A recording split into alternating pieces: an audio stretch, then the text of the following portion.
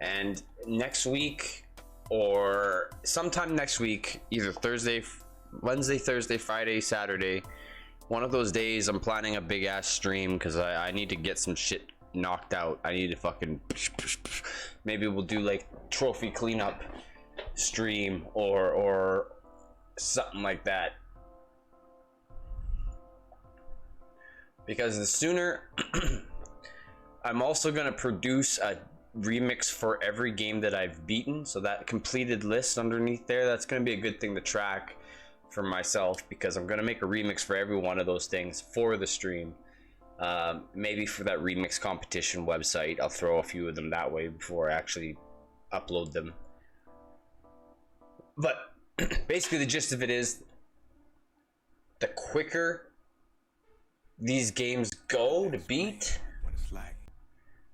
the quicker I can get back to producing music again, because now that summer's here and 2020 garbage is finally starting to become starting to end, it's gonna be it's gonna be very helpful having all these extra produced tracks on my fucking belt. But yeah, dude, I'm so done with everything right now, dude. I've had it.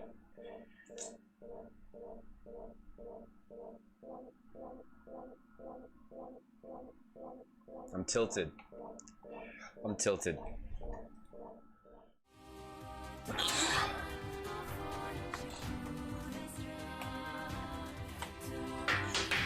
First thing, I start with the sneeze, of course, as is tradition.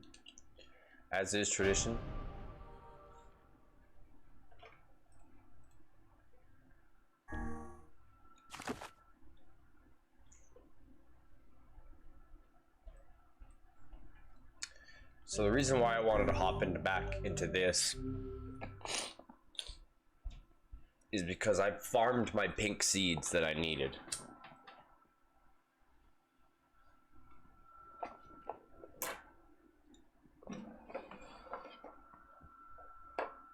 Gee, Chris, why haven't you quit smoking yet? I don't know. Because every time I feel relaxed, some shit happens and I have to fucking start again. Anyway.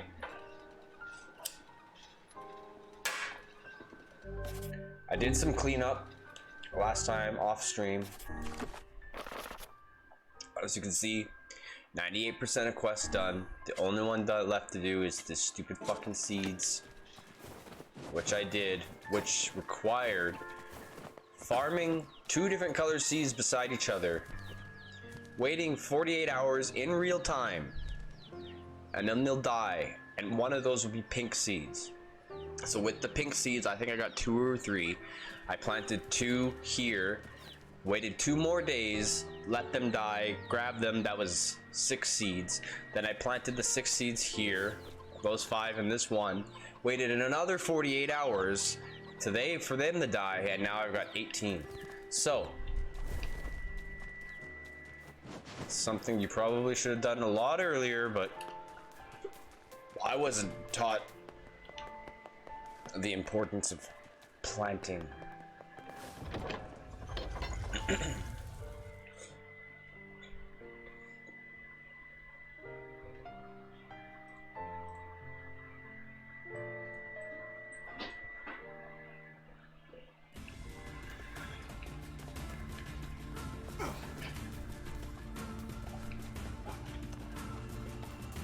How was your nap, Toshi?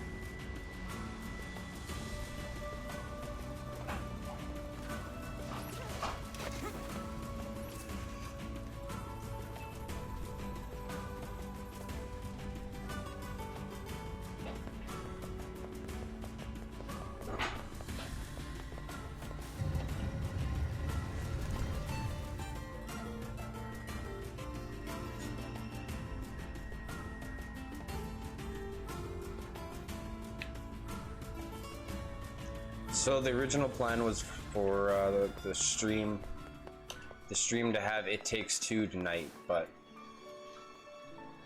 things happened and that's not happening today. I've got your seeds. I look forward to seeing your desert flowers.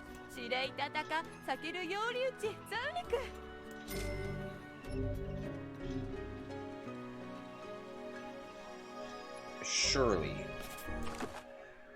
That's 100% a quest. Okay, we're done.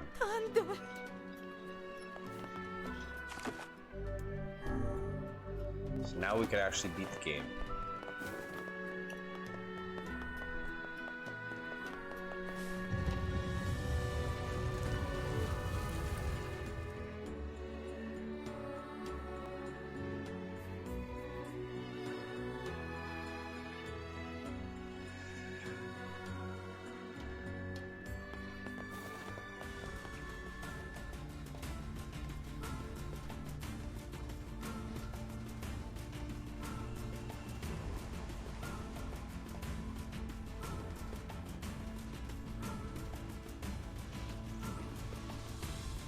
Oh shit.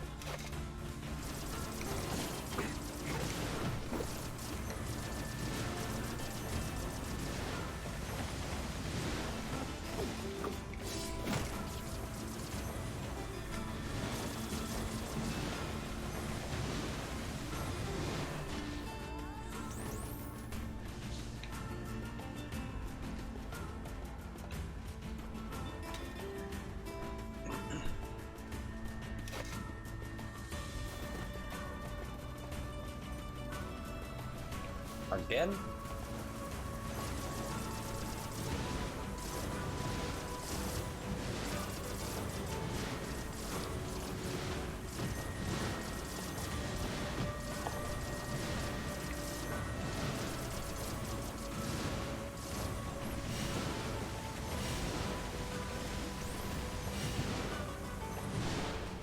There we go.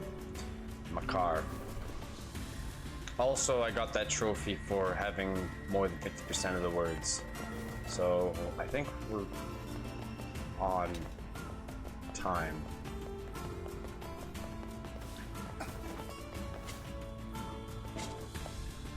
Oh there.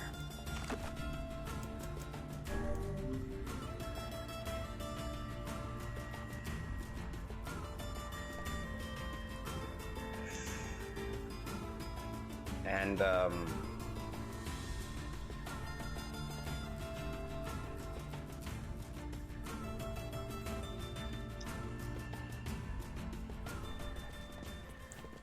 next week I'm planning on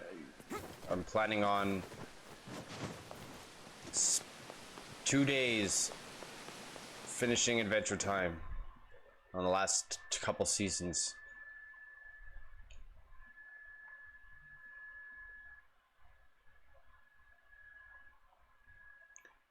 I'm thinking July 1st.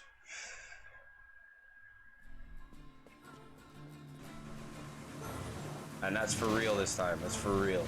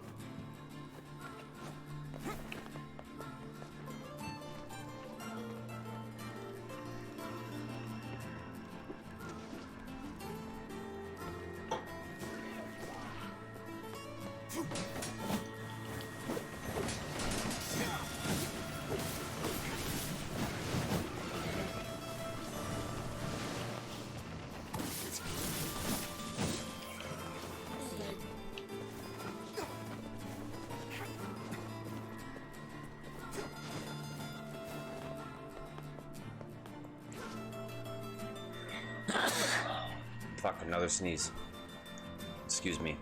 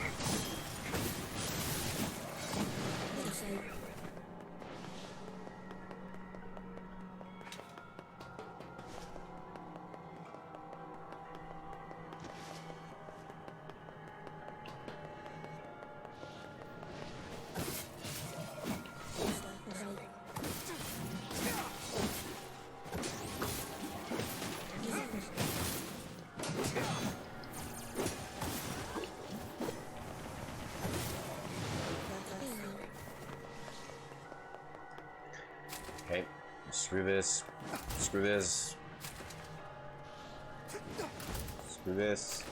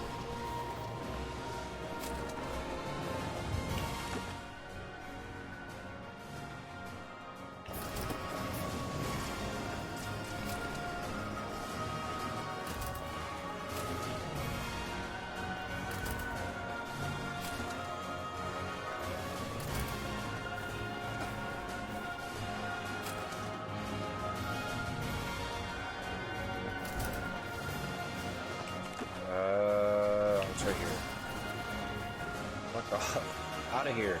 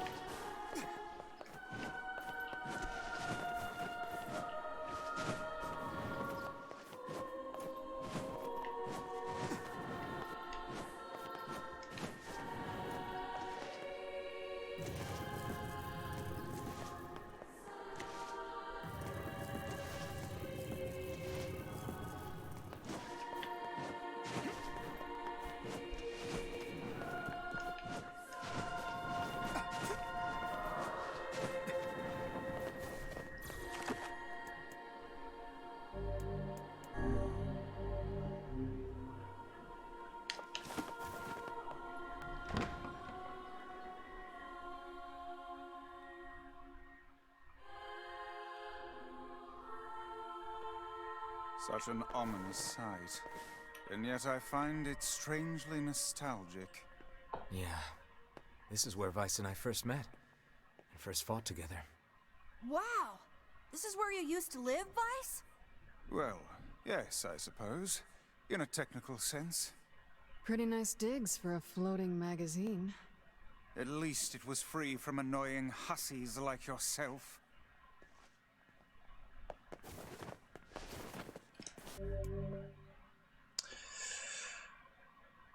And now the path is open.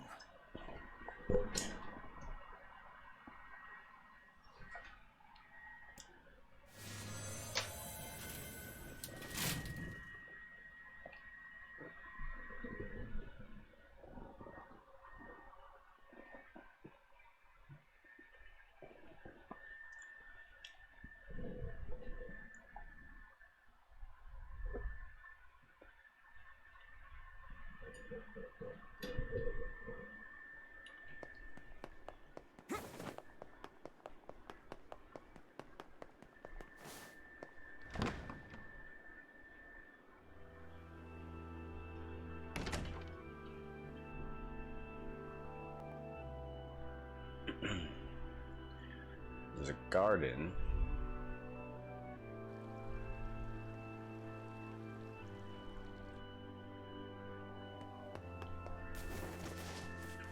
Garden? What garden is this? No map.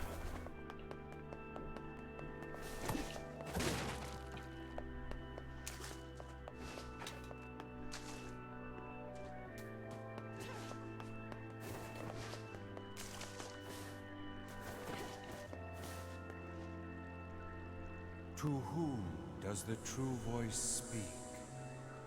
To whom does the true form show itself? You must answer. It can talk! I ask, why did humans disappear from the world?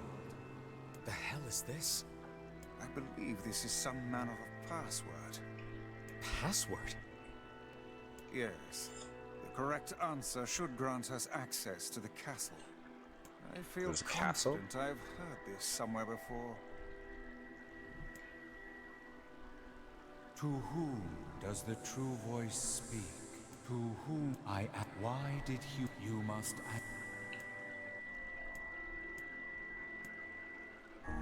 I answer, because of a black disease. I ask, how can humans extend their lives?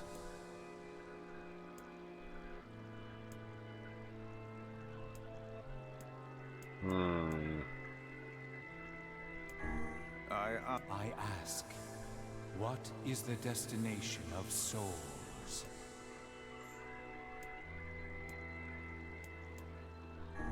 I answer, they are in the promise. Oh, no, we didn't do it.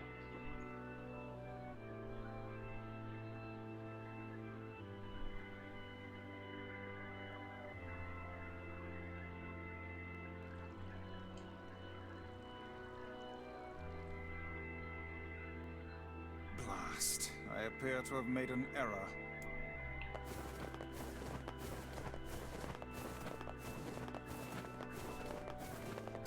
So would this be...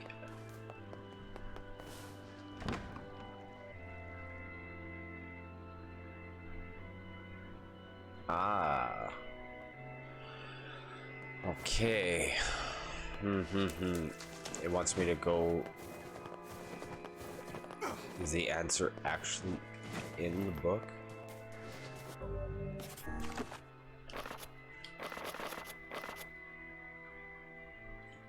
Tutorials.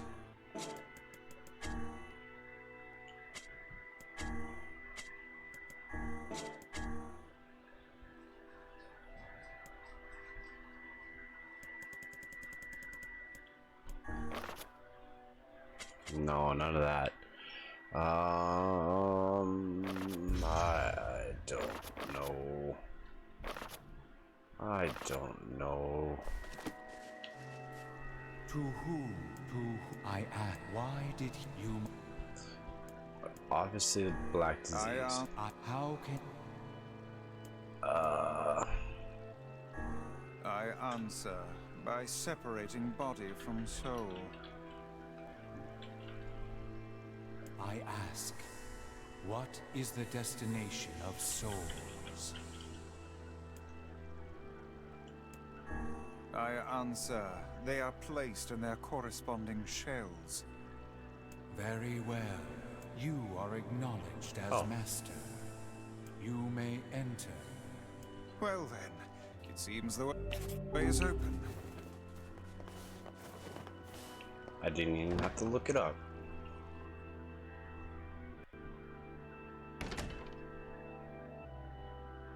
Yo, okay. Okay, it's Devila and Popula. Oh fuck. Oh fuck, oh fuck, oh fuck. It's the twins from your village. Popola?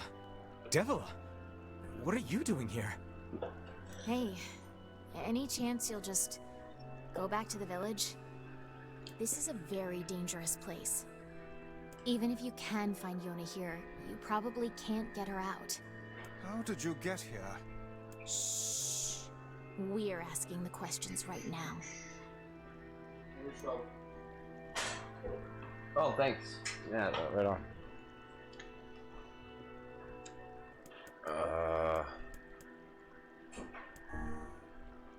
We're here to rescue Yona. No dice, huh? Well, I guess we don't have a choice then. No, I suppose not. How sad.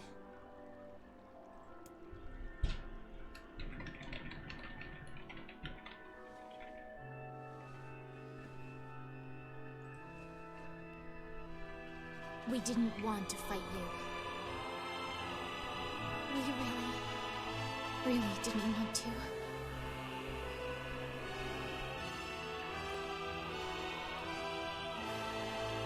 Devila! What's happening? Sorry, but this fate was predetermined. Still, we spoke to truth. We really wanted to avoid this if possible. We were hoping to put it off for 100 years or so.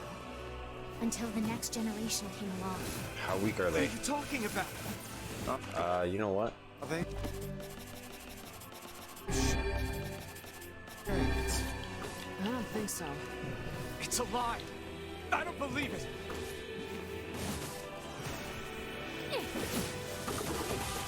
We never thought you'd grow to be this powerful. This is madness. Why do you block our path? You have no cause to speak so with us, Grimoire Weiss. You are a traitor.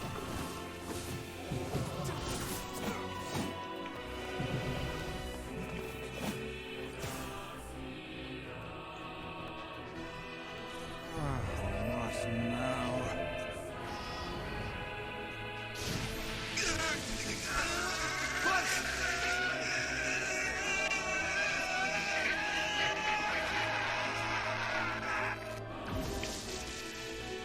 They copied my powers.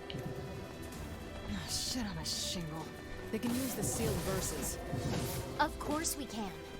The power came from us in the first place. You were simply loaned a small portion of it. Oh, here comes the bullet hell stuff. Are you all right? Devila! Popola! Why are you... You guys...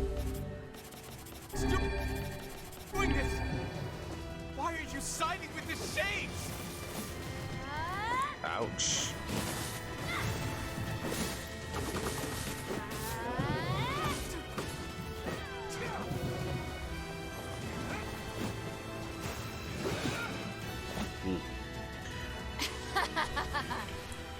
Why? The answer to every riddle lies within the heart of the Shadow Lord. Shadow Lord? So you've been on his side this whole time? You must search for that answer yourself. You've got to face your own truth now. Please, enter the Shadow Lord's castle.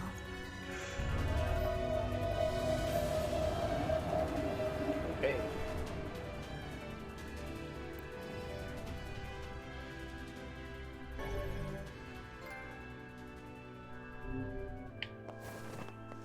Devila and Popola are fighting us. Yes, they do seem to be putting us through a great deal of...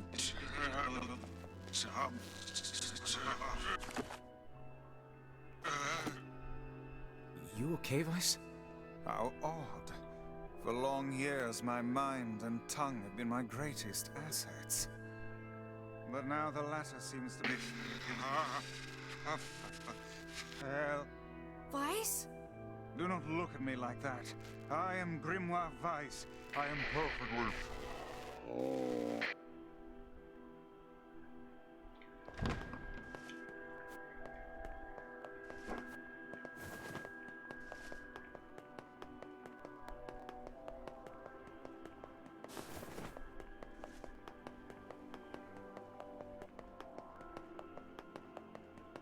I think I hear a waltz.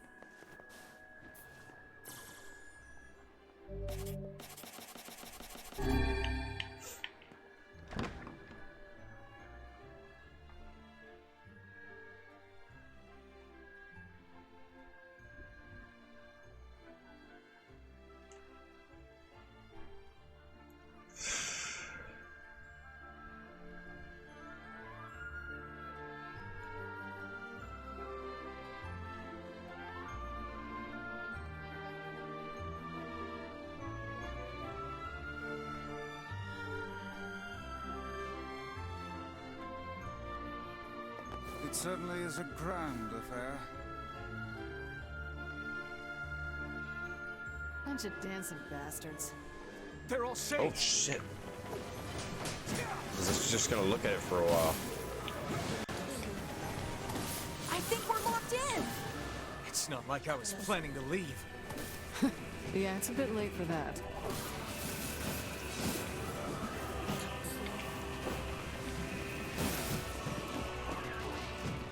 Fuck.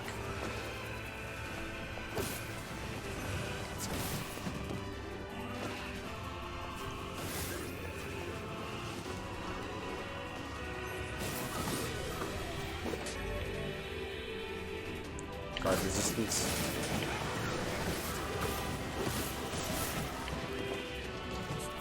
Fuck.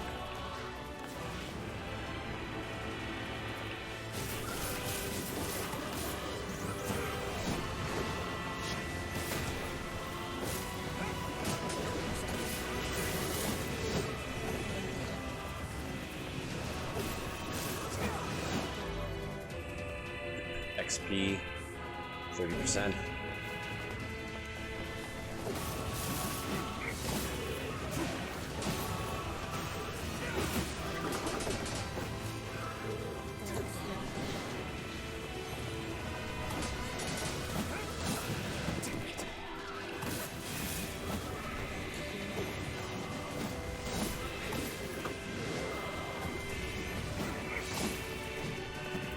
Oh, you bastard.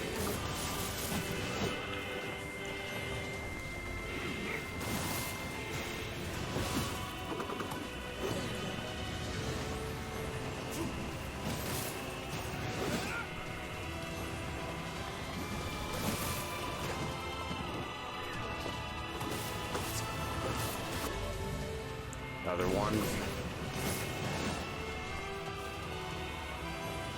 Okay, we got...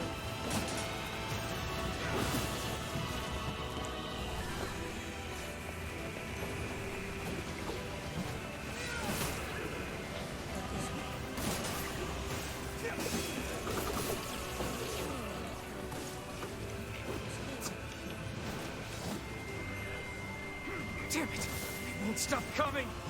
I'll open the next door. Cover me. Oh, how I do love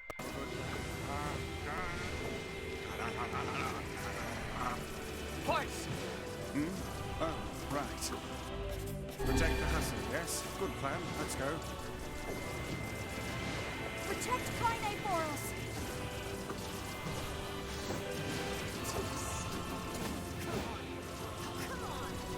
Kaine! Hurry! It's not open yet? Do I look like a goddamn locksmith to you? No, you idiot. What are you doing? Lock doesn't want to open? Fine. I'll just break it down. Stop, you impatient fool. Oh, it won't die. Yeah, there you go. Goddamn no good bullshit bastard! Open the fuck up already! Ugh! Got it. Kaine, look out!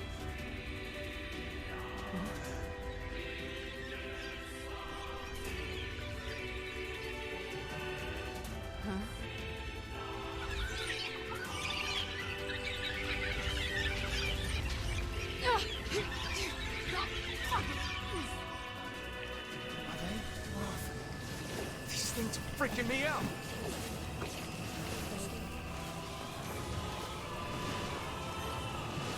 Kaine, what's wrong?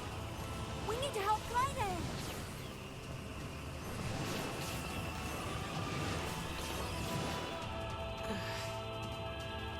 You okay?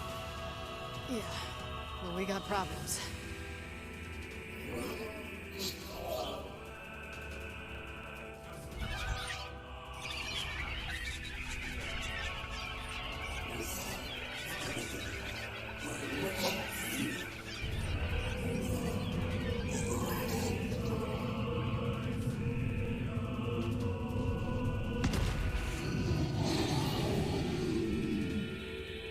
Okay, 4. Let's go.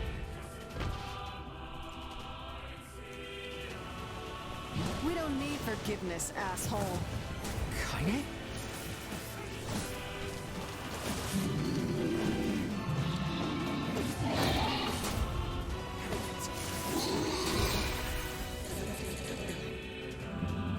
It's gonna make me fight all the bosses. Oh dear.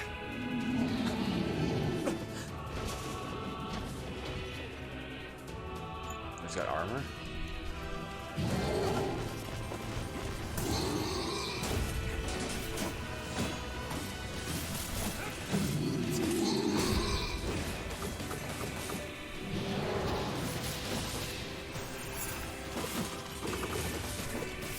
Can we even hit this thing?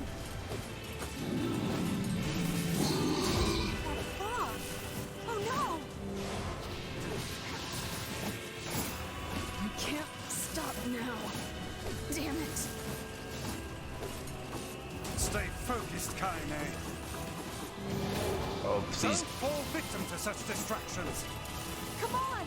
We Get have to the keep 100. going. Let's go. yeah, there we go. 2 trophies.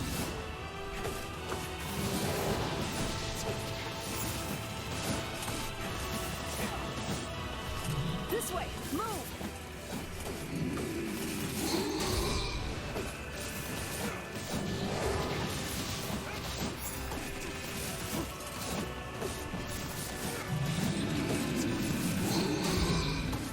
Let's get to 200.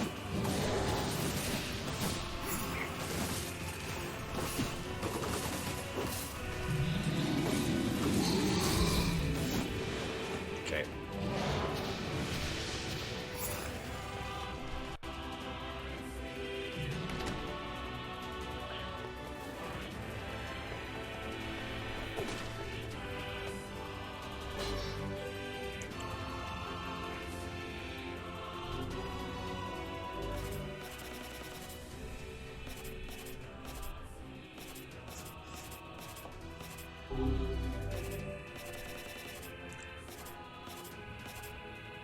Wait.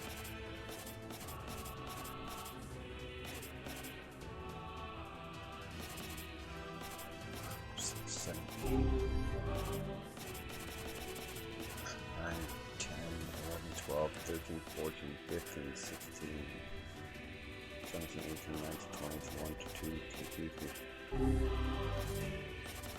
24, 25, 26, 27, 28, 29, 30, 31, 32. So there's 1 or 2 more weapons left, and I think they're both somewhere else.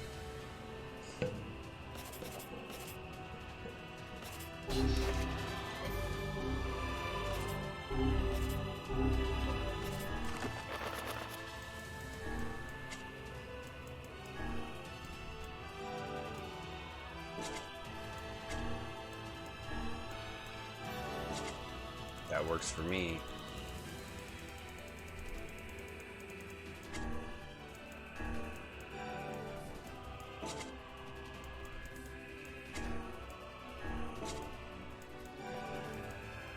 Guard resistance. Okay, that is better.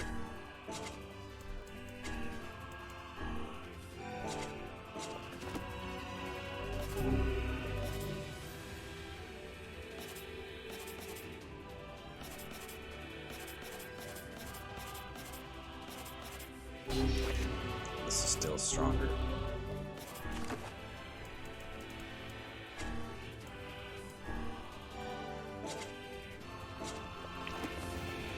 Up here!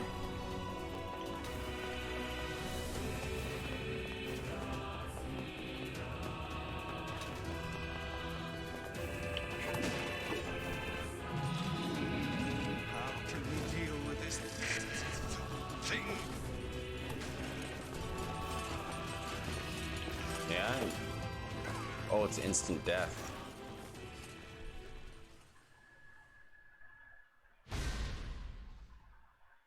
Uh-huh.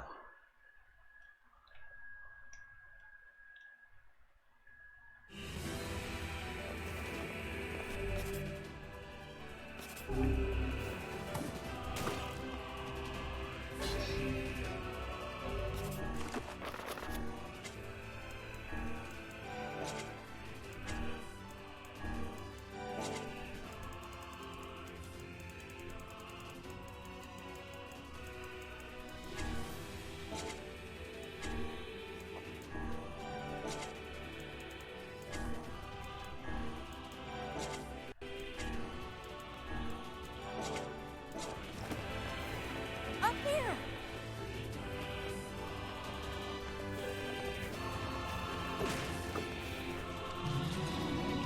How can we deal with this thing?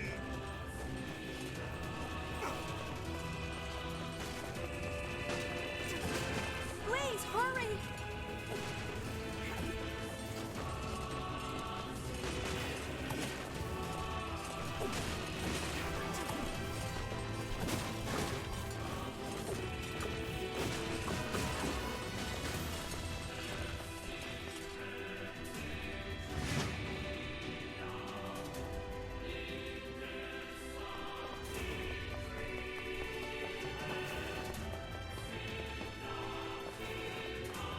Damn it, I can't get it open. Attack incoming!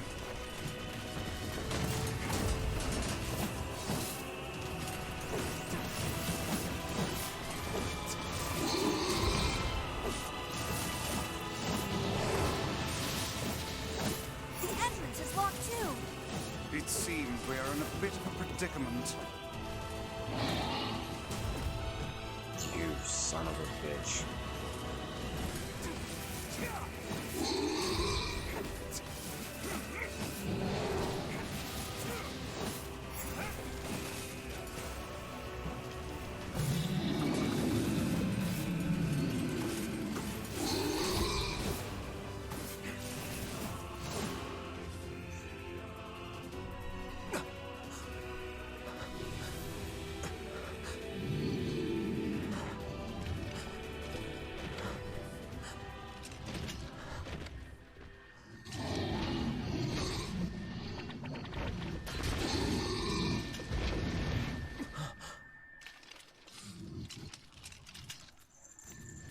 Oh, Fira. 傘程度と地イルトって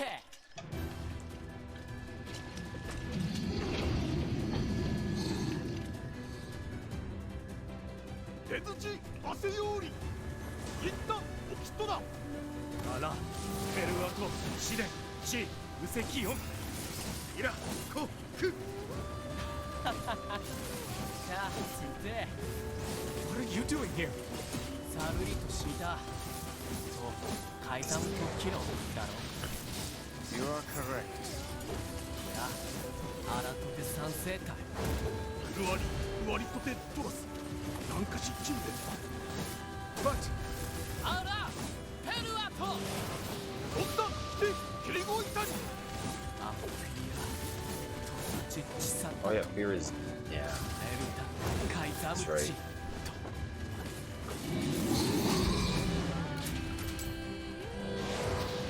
ナツゲラ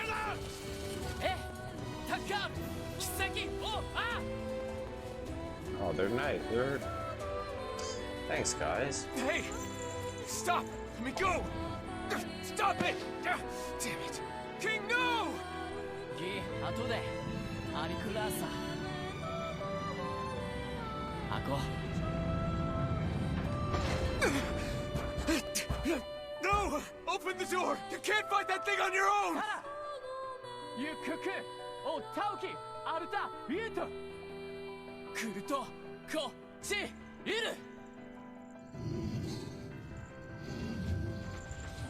かて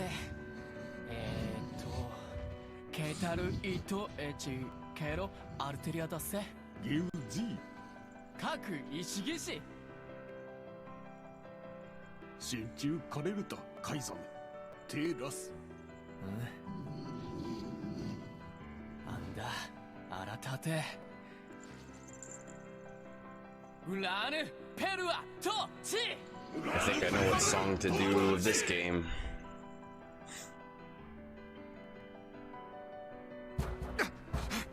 Open the damn door!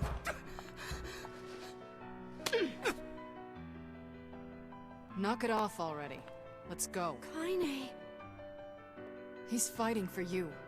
And for Fira. Don't let him die for nothing. My friend.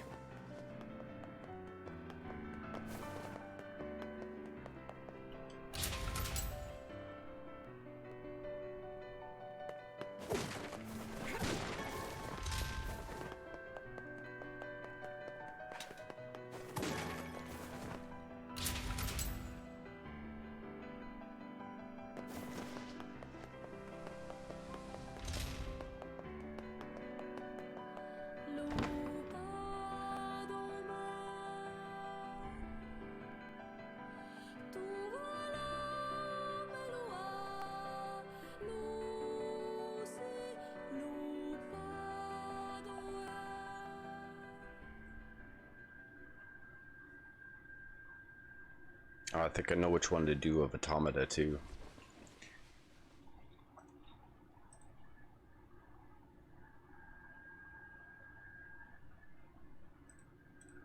Devila! Popola!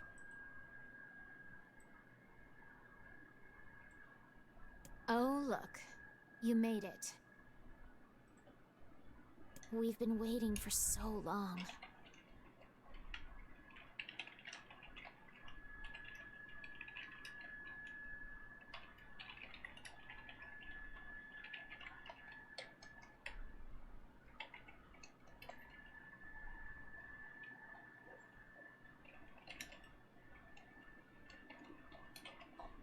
Why are you doing this? It began 1,300 years ago. Humanity, There. finding itself on the brink of extinction, undertook a last-ditch rescue plan called Project Gestalt. Also, starting off with a Resident Evil 2 remake is not totally out of the question. That's the first one. Cool. Me and John were actually talking about what's the best remixes, songs of that game to remix, and though we were talking about the save room, I'll save this for a producing stream. I'm gonna plan like a week of producing coming up real soon here, so I don't become too rusty with making music anymore, because I've been feeling very unfulfilled of just beating these games, or even not even beating these games, but being stuck on these games. So this is a good way to get me into producing again, because I need to be uploading more.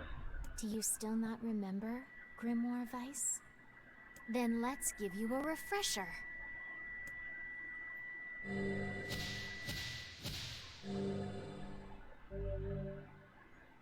Project Gestalt documents.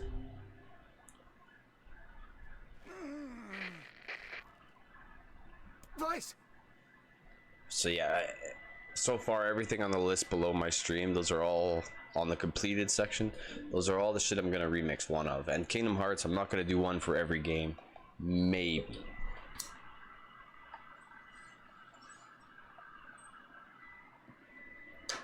I'll have to go back and listen. There are a few that would be pretty funny or fun to work with. My Mine.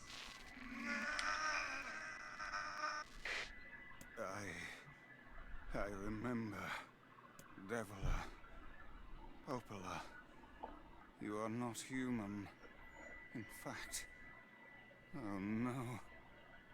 I don't know who was here for my Nier Automata playthrough, but Devila and Popola are both in that game as well. And I believe it's 20,000 years in the future. Yeah, sometimes the truth can be a real bitch. You want to finish that thought for him, sister? All of us, every person standing in this room, are mere shells created by the true humans. What are you saying? You still don't get it? You aren't human. So then humans, I mean, the true humans, are extinct? No. They still live on. You know them as shades. Each shade is a twisted remnant of what was once a human being. Yeah, there you go. Crazy, huh? Now let's skip the part where you stand there with your mouths agape and just get down to business. Wait. Sorry, but we're gonna be needing that shell of yours. The rightful owner has been waiting for a very long time. Please don't be angry with us. We are only doing our duty. The Shadow Lord? Our endless existences have a single purpose: to control the lives of others in accordance with the will of the true humans. You have your own motives, your own desires. And we have ours. I fear it really is just that simple. Don't speak such foolishness. Sorry.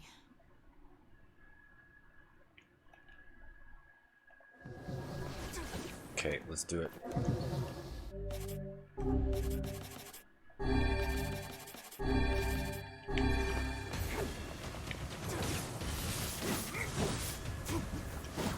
You and us, we're the same. Tools in the hands of a master. No. I'm nothing like you.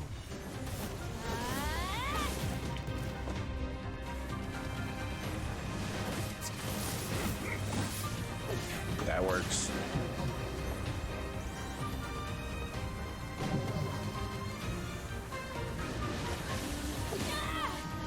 Cool.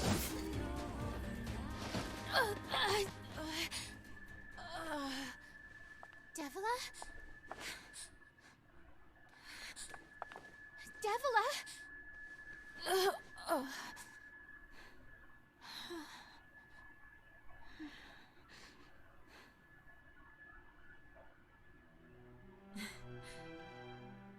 Popola, are you crying? No! Don't die! You know, Popola, I understand now why we're twins. It's because we were born without souls. Devila, I can't stop the bleeding. Oh God, I can't stop it. This world is too lonely for one without a soul. There's too much emptiness.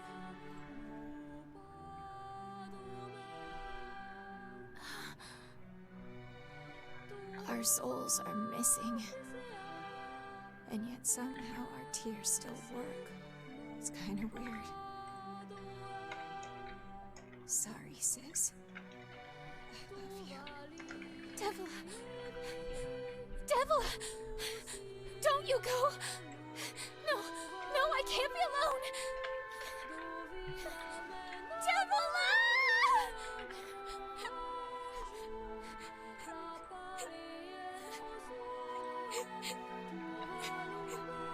Popola. Let's stop this now. Stop? Now you want to stop? You think you have the luxury to stop? You cut down my sister like a goddamn animal and now you want to stop? Oh shit. Popola, wait! It doesn't have to. No one stops. It's way too late to stop. No one stops. Let's go. You're almost dead. Please, don't do this, Popola! You and Devila were like parents to me! Oh shit, look at this. Okay.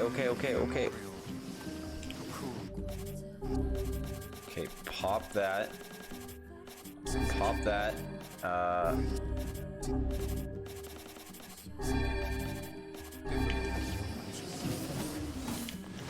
don't want to do this! Bitch. I don't want to fight her! Stop bitching Yeah, and her start health's not fighting. going down. It's the only way. Oh, there it is. Yes. Yes. Yes. Okay. No stopping. No stopping ever.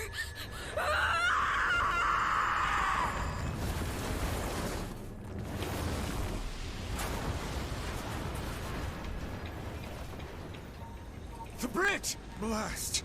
We're trapped. I've got an idea.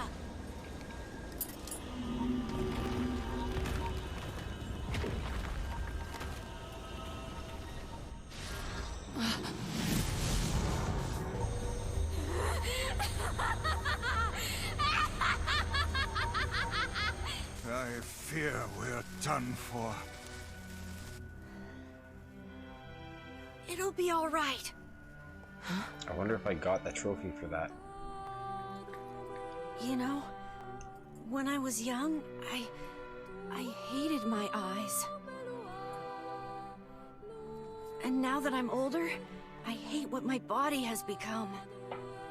But there's something else there now. Something like pride, you know? I mean, without all this, I couldn't have become your friend. Goodbye, my friends. Thank you for everything. Emil! For so long, all I could do was destroy. But now, I have a chance to save something. No! Oh. Now get going, Fuck. okay? Emil! Don't worry about me. I'm gonna be fine.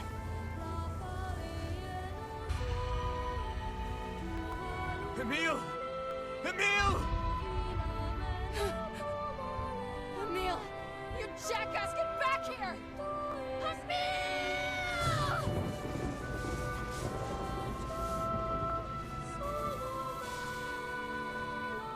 Oh dear. Kaine's so unstable, and Vice can't stop arguing with people. I hope they can hold it together once I'm gone. Well, I guess they'll just have to learn.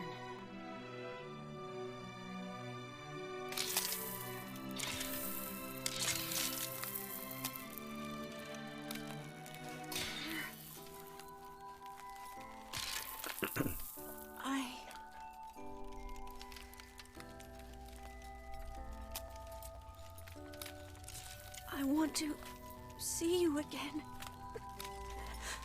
I want to see all of you again. Just one more time.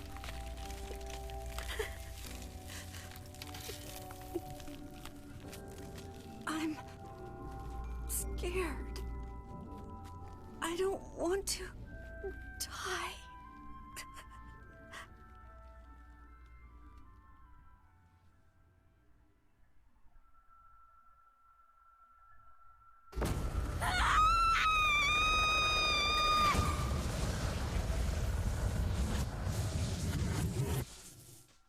Oh, damn. That looks a lot like a Nier Automata place.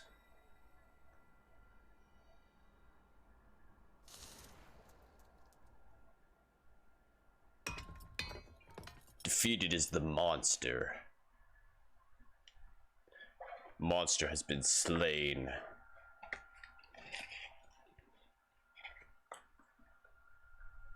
Yeah, last human goes bye-bye. Was he human? He was an experiment. I don't know if he started off as human. Maybe he did.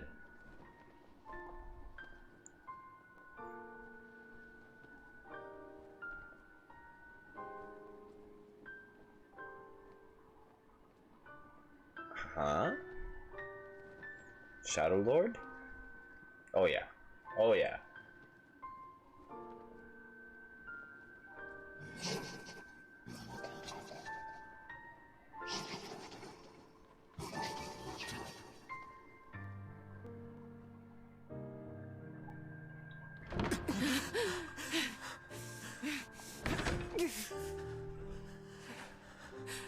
That sucks.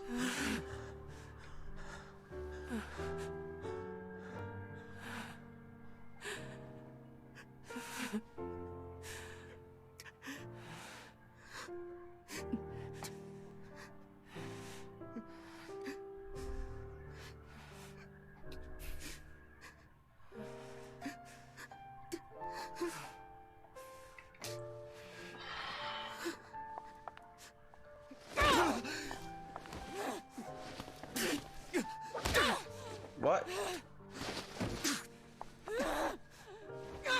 Why are you beating me up?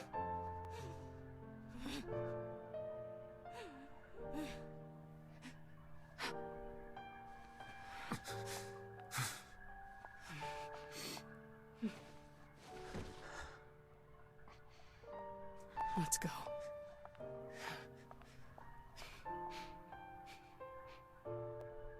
Yeah.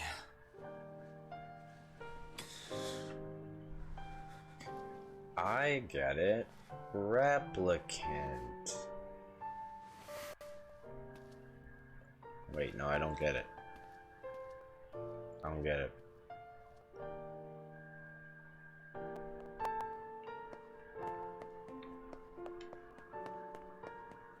Shitty.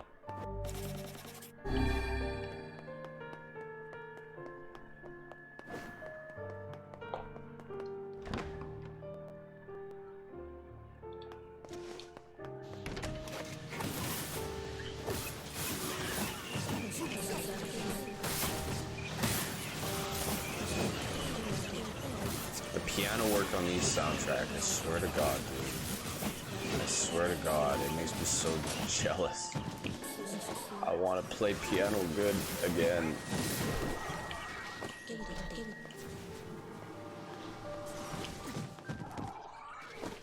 By the time I get to Tifa's song, holy shit, I'll be jamming out on piano. I'll probably even be able to take requests, which would be pretty nice. Hi. Just had to be you fucking big boys, huh? Just had to be.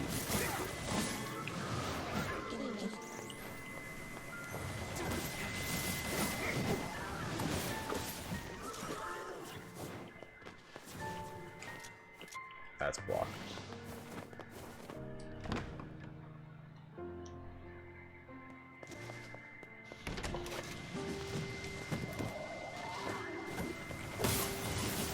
Come on, it's literally like the hallway to the last room. Oh, that was pretty quick. The spear is so fucking strong. And it's not even leveled up.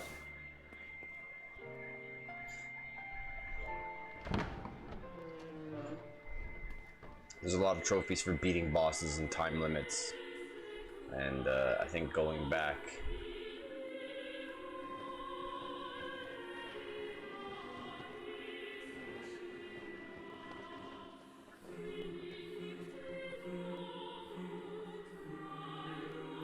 I got the one for the Warthog. I didn't get the one for Debla and Popula.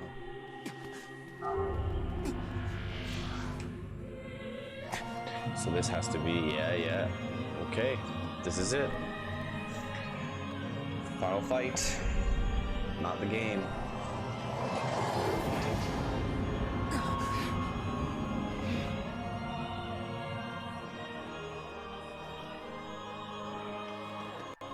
How come he gets wings? I want wings.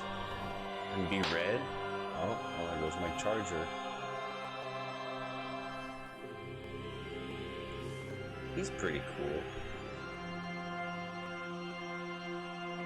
I guess. In like a Kingdom Hearts darkness sort of way. Hold nothing back. Hold on, hold on, hold on.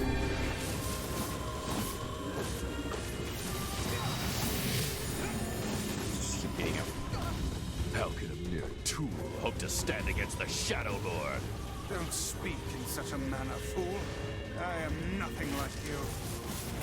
I think I did it. I think that was a trophy. Be careful! I know! That wasn't a minute and a half.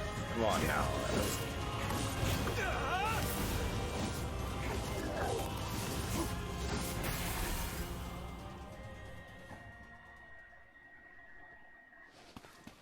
Wait!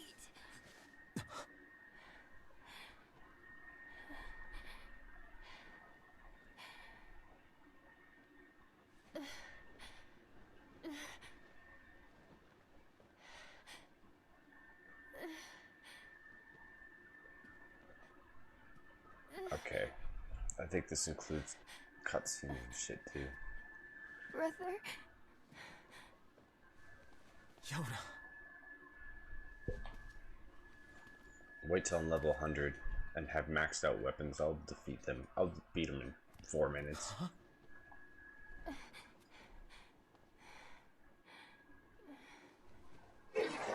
That's your brother? Please, just stop. I don't want to do this anymore. I don't need someone else's body. I don't want it.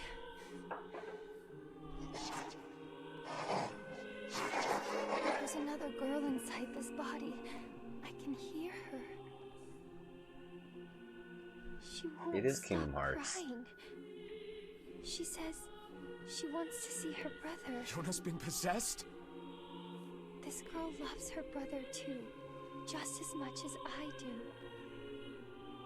It's not right, you know? It's not right that she can't see him.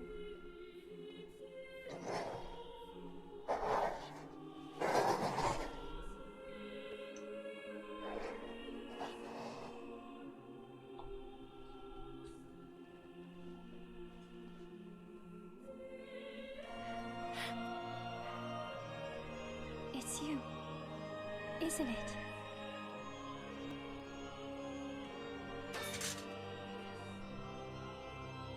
Yes, it's me. Let's go home.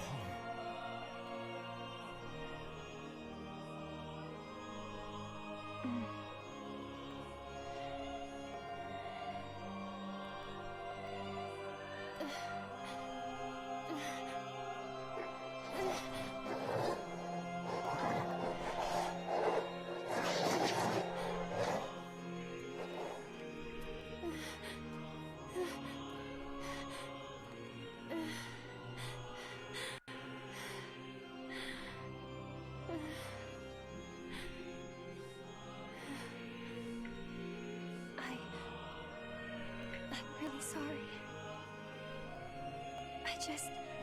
I don't know what to... I'm so very sorry. No matter what. Just know that... I love you. This is a heavy, heavy, heavy stream today.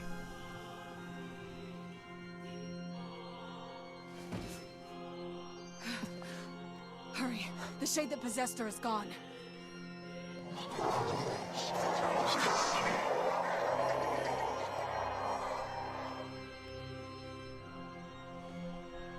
Okay, let's go. Cut! Watch over Yoda for me. You want me to understand your sadness?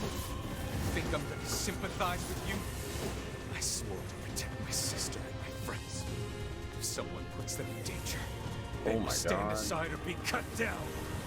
Now come on, let's finish this.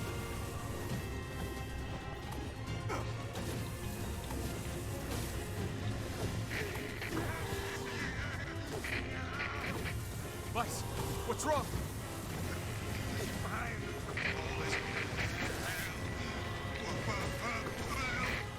You're freaking me out here, Vice. Oh my God. Just do it. Strike the killing blow. Okay, now his health's going down.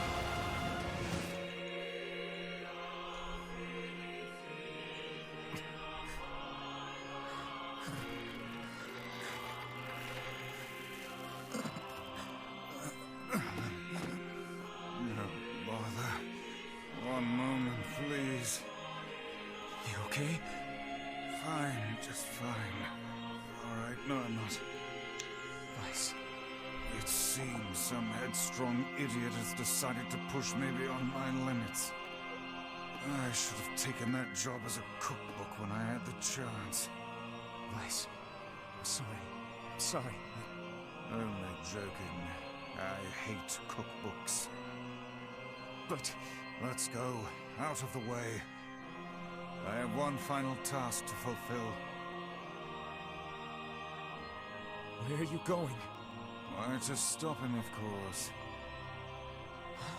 But after that, it's up to you. Only you can see this battle to its conclusion. I wish you luck, my friend. You can't.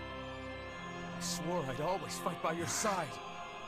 You're an exceedingly stubborn lad. You know that, yes? Perhaps that's why I've so enjoyed our time together. But I fear this is where our journey ends. Vice! Oh, and remember what I told you about using my full name? Well, forget it. I've grown rather fond of Vice. Vice.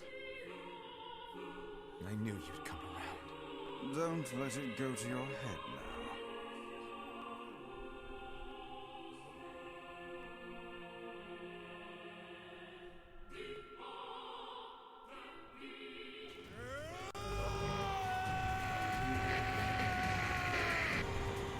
Oh my. I have something to defend.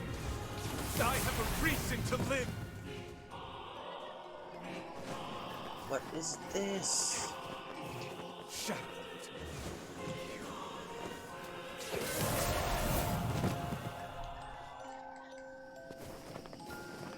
Oh, the music changed to a music box.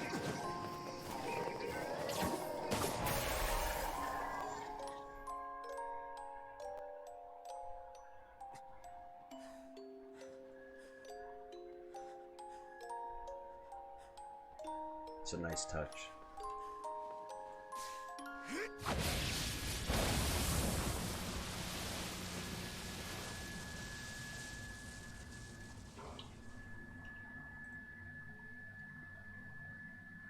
It's a nice music idea.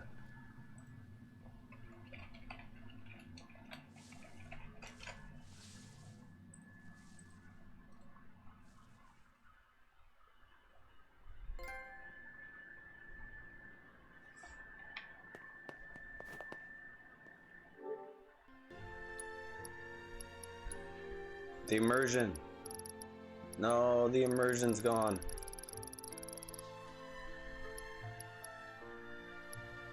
See, I got that and that.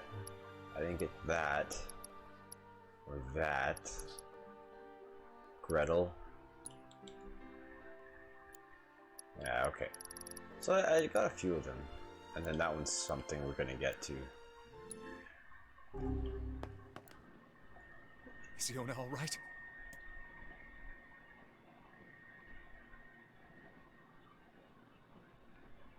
Oh God, no. Oh, please, the girl is fine.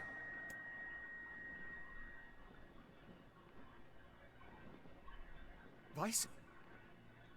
Where are you? Are you okay? I am as well as can be, considering I have lost my physical form. Doubtless my voice will be the next to go, so listen closely. Your sister is safe. Do not mourn her, and do not give up hope. Instead, you must call her back to you. How? Use your memories. Recall the times you spent with her. Present her with proof that the two of you live still, and that your lives have meaning. I don't know. Typical. But take heart. I know you can do it.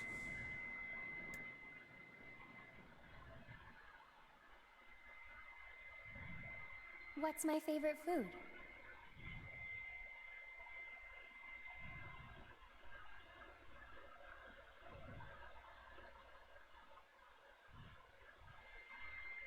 Cookies. What's my favorite book? That's my magic storybook. What's my favorite place? Home with you. What's my favorite flower? The lunar tear, of course. Yeah, the lunar tear. Okay, one more question. Who do I love more than anyone?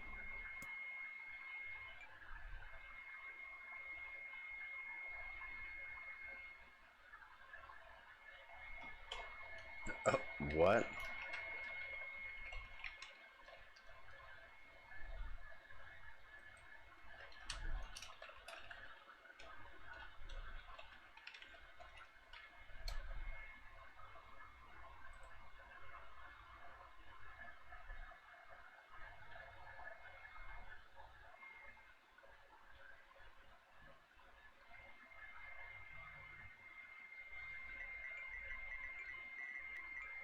Nier.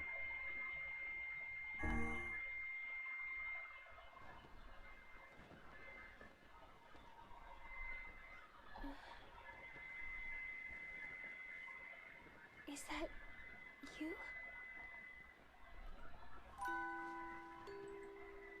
More music box. Thematic.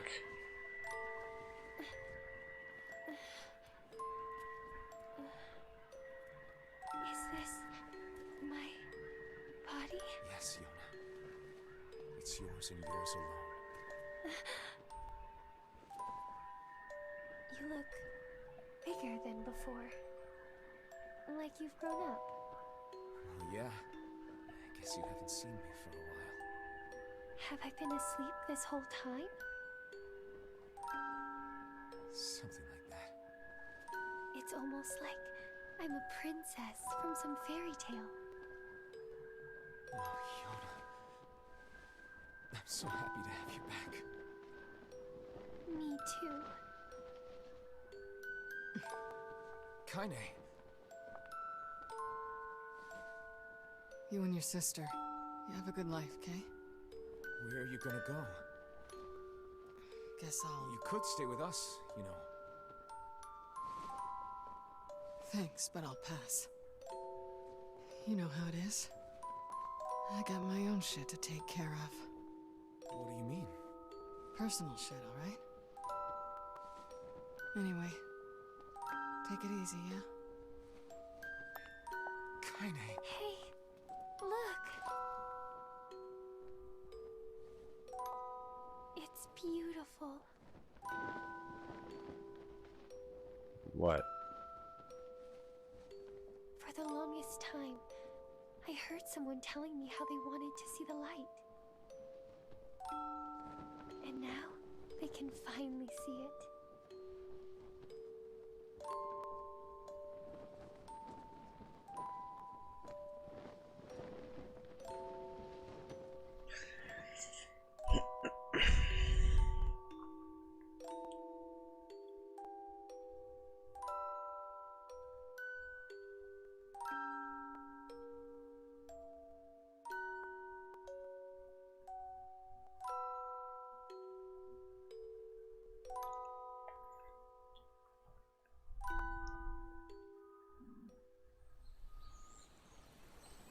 Alright, well, cheers. I think that's a wrap.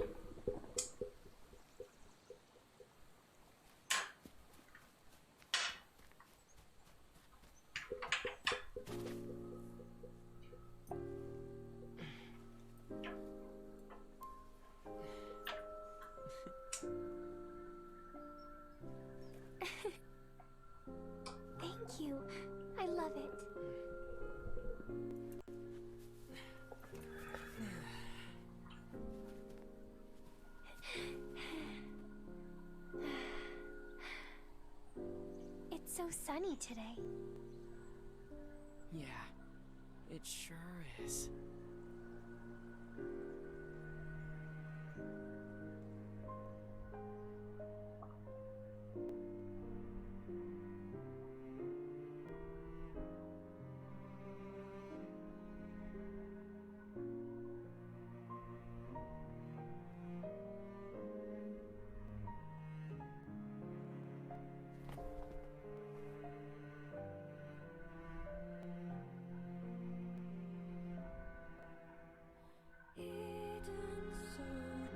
Okay.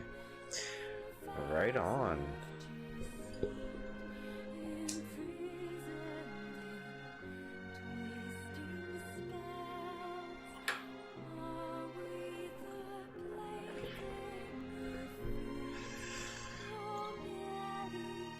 So this ending looked like the Shades are the real humans. No other humans exist. Nier, the character I play as, is a shell created to form to get the Shade to come back into it, aka the last human. But those two, Yona and Nier, are also brother and sister bond so close that the actual humans were like, listen, I don't want to separate these two from, so it doesn't matter. It's still the last humans. But they let the replicants live in their stead.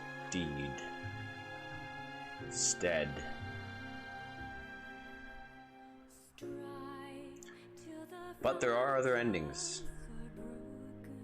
This is the vanilla ending. This is where people stop playing. And they give a rating on the game from here just because they put 31 hours into it. Although other endings are not as long because side quests are going to be still completed, I think. I hope. There's still 1 or 2 weapons I'm missing, which are in this playthrough.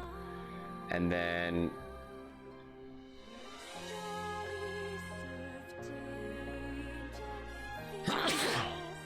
no, they're not in this playthrough. They're after this playthrough. Okay, I see. When we go for the 3rd ending, there's a total of 5 endings. And I'm sure things are going to get more and more explained as we go through those. Just like Nier Automata. So Nier Automata, people remember I already did play on the stream. But that was 1 ending. That one has 5 as well. And like this one, the 2nd playthrough, more things are explained. I mean, I've never played it, but from what I'm understanding, I don't know how they're going to be more explained, but in Automata, there's a lot of backstory for bosses you fight, which I liked it a lot. It adds a lot to the depth of the fight.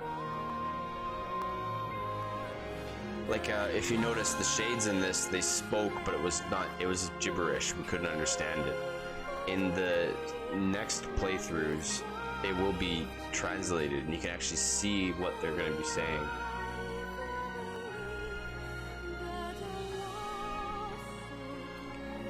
So since they are Shades, they say things like, you see them as the enemy the first playthrough, but then by the next, whatever playthrough that is, 3rd or 2nd, it's gonna seem like they are more human than just some enemy. Some of them are gonna be fighting to protect something or something like that. It's fucking really well done stuff. This is long credits and very interesting to do, instead of sections, just have it all alphabetical.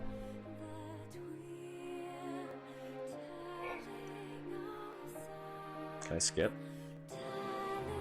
I cannot.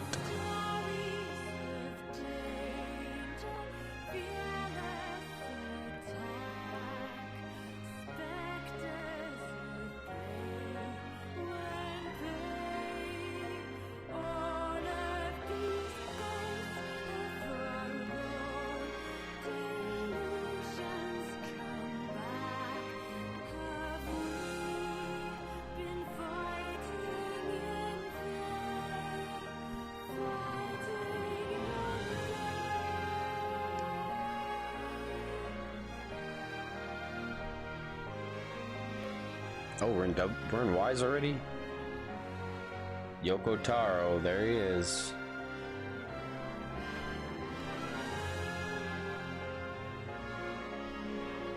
Creator of the game, and always has an Emil head on. Like, literally never, ever, ever, ever, ever takes it off.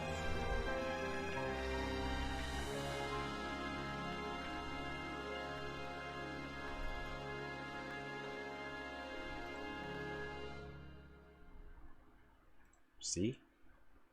Never takes it off. Ever, ever, ever.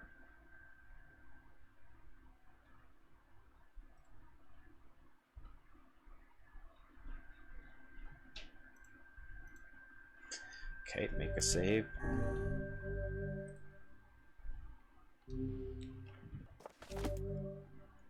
Exit the clear save data screen. Ending B. Load your character data after completing the game to express Kaine's story. Ending A.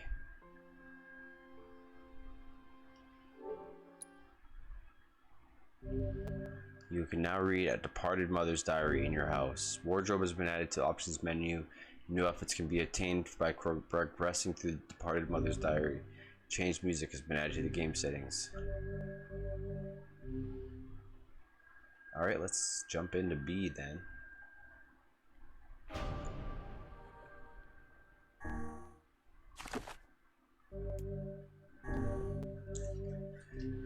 Okay.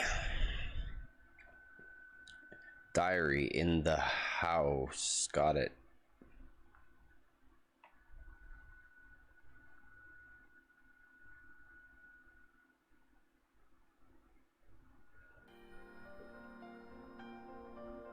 Whenever I interacted with Kaine, I So was we're back reminded here. about something from my past. After the Maybe time jump. my mind has been confusing her with my sister this whole time. Anyway. So these cutscenes are going to be the same, but different. Some things are going to be new.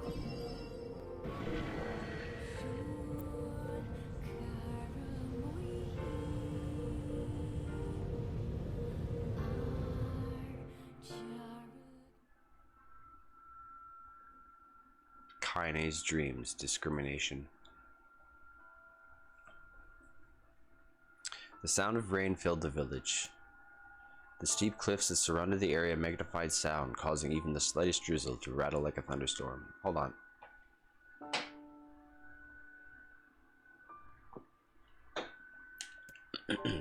Thin wisps of smoke steamed from huts as the villagers huddled in their homes and waited out the rain. A single child, however, had braved the downpour and was now wandering slowly toward the wooden hawk-shaped weather vane at the center of town. The wanderer reached the vane, which had existed for as long as anyone could remember, and stared. The child's face was simultaneously delicate and fierce, like a teacup that has survived a shipwreck. Those traits combined with the pale white skin to give the face an almost sexless quality. If the beak turns east, I go home. If it stays west, then I. The child blinked, rain slowly dripped down the young one's short hair and began its long descent to the ground. Come on. Come on.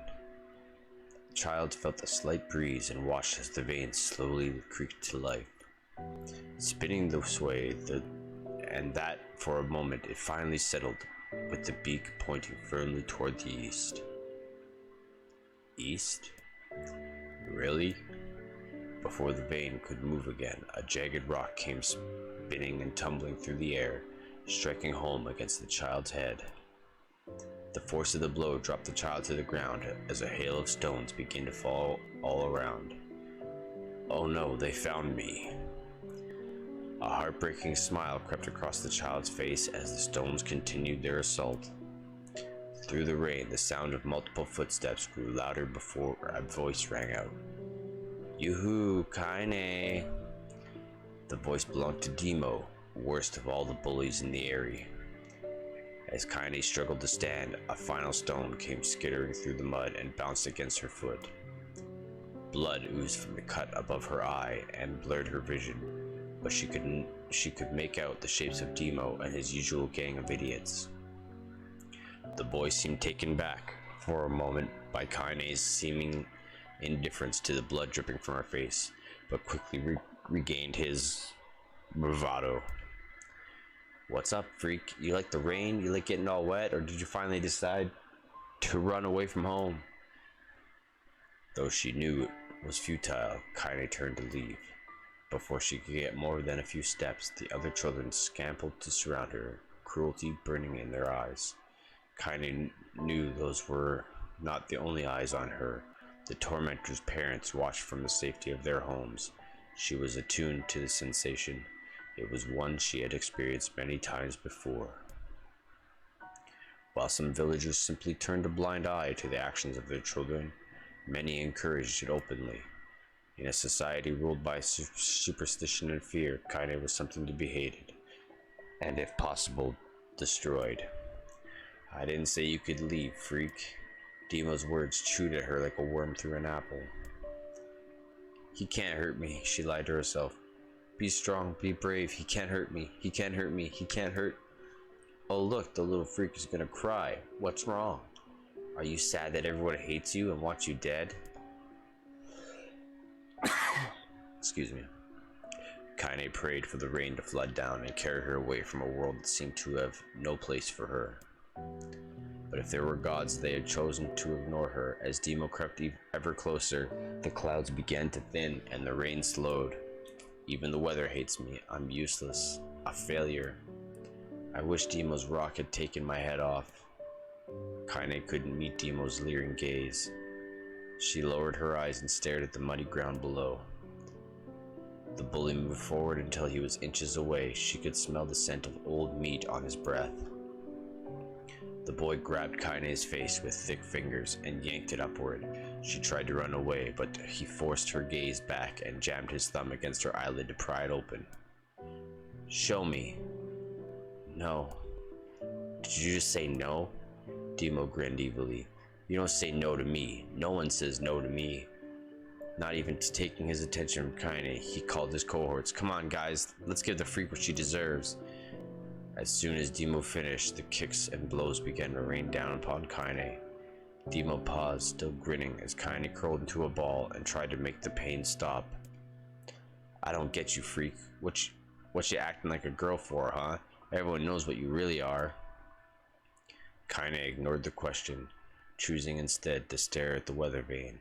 It continued to point east, as if supremely confident about the future it had chosen for her. "Go home? Yeah, that's a funny joke for someone with dead parents and no home to go to." "Freak," chanted the children. "Freak, freak, freak." Kaine closed her eyes and listened to the rain, waiting for the pain to start again. As the clutching hands of the village children closed around her, she bent her mind to the sound of the rain, letting it become her world entire. The rain fell, but the pain never came. Only when the laughter of her tormentors turned to terrified cries did she open a single blood-caked eye. Kaine was shocked to see Demo sprawled on the ground, holding his head and screaming in pain. She could see blood welling from spaces between his fat, twisted fingers. Oh my god, he's crying. He's actually crying. Deprived of their leader, the other children glanced back and forth between themselves, as if waiting for someone to step forward and take charge. When no savior emerged, they began an uneasy shuffle away from Kaine. But the young girl was the least of their concerns. Instead, their attention was wrapped on the ancient woman standing a few feet away. After struggling for breath for a moment, she finally spoke in a voice thick with rage. "Hurts like a bitch, don't it? Now I suggest you scatter before I throw another one. And if any of you little bastards ever touch my Kaine again, I'll do far worse than throw a rock. You can count on it." The old woman crouched down and gently touched the hand Demo was using to cover the wound. Before he could think to protest, she ground her palm into the wound and twisted it back and forth. "Ow!" he screamed, leaping to his feet. "Stop it! What are you doing?" "Quit whining. Ain't no one ever died from a scratch." You hit me with a rock, you stupid bitch. A big one. That could have killed me. The old woman shrugged. Death is the best cure for stupid. Demo's face twisted with rage at her words, locking his eyes on Kaine. He took a step backward and spat on the ground. Get out! Leave this village! No one wants you here, either of you! Seeing the old woman grab another stone, Demo and his companions turned tail and ran. As they fled, the old woman grabbed her side and barked out a single laugh. Haha, look at that fat boy go! Guess he's healthy enough to run from a fight. The woman smiled, faded as she turned her attention to Kaine. Kneeling down, she removed her shawl and placed it around the young girl's shoulders, then produced a cloth from the folds of her dress and began blotting at the blood at her forehead. Oh, Kaine, she said, why don't you fight back? You're stronger than that lot. The words of her grandmother strung Kaine, and she turned away. Don't be nice to me, she said. I don't deserve it. Nothing matters anymore. Her tears, held in check for so long, finally began to fall on the muddy ground below. Everyone hates me. They think I cause bad things to happen. They think I'm a freak. I wish I was dead. As Kaine's tears turned to sobs, she felt her grandmother's hands over on her shoulders. Despite her advanced age and diminutive size, she was a woman of surprising strength, and Kaine found herself unable to turn away. Don't talk like that, girl. It's river wide and deep that flows between the realms of this world and the next, and it grants no mercy to anyone that attempts to cross it. You got a duty to fight until your last breath. Understand? The old woman tightened her grip and tried to still the tremor in her voice.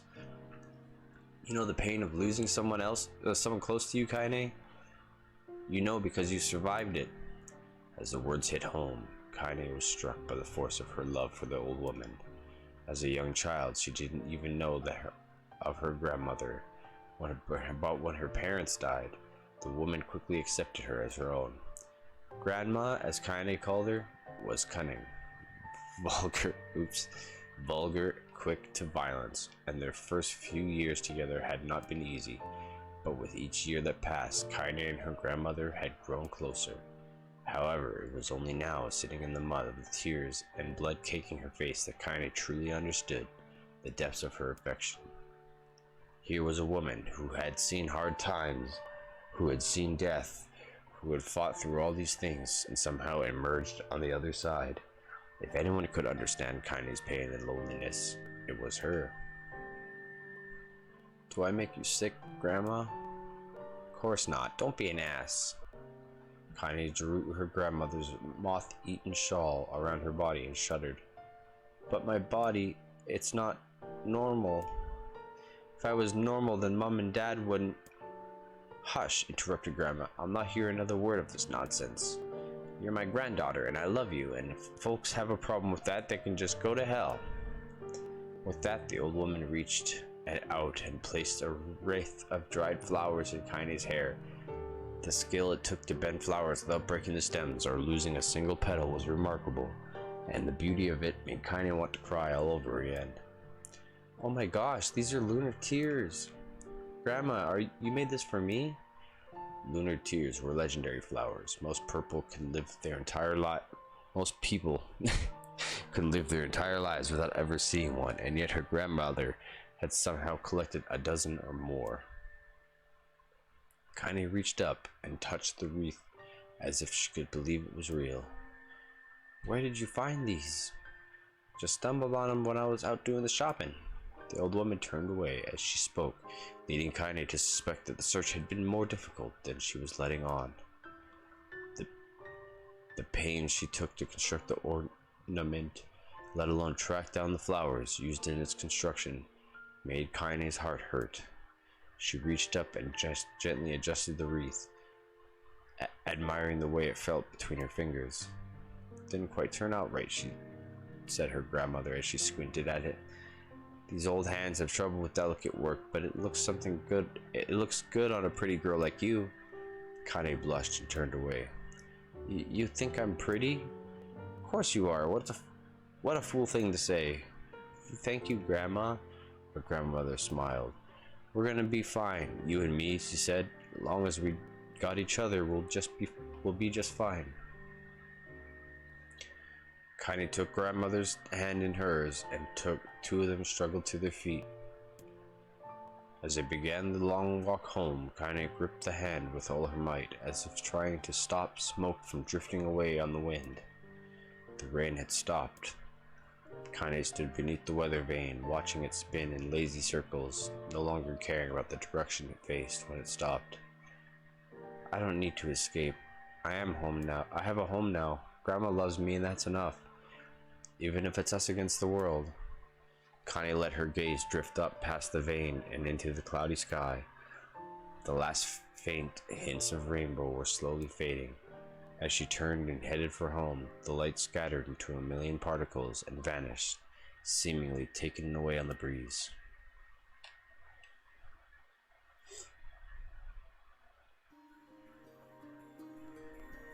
In the distance, Kaine heard the steady sound of an axe striking wood. The noise had a purposeful quality to it, as if she was hearing a master woodsman go about his work. The firewood being produced, however, was as far from the work as art as could be.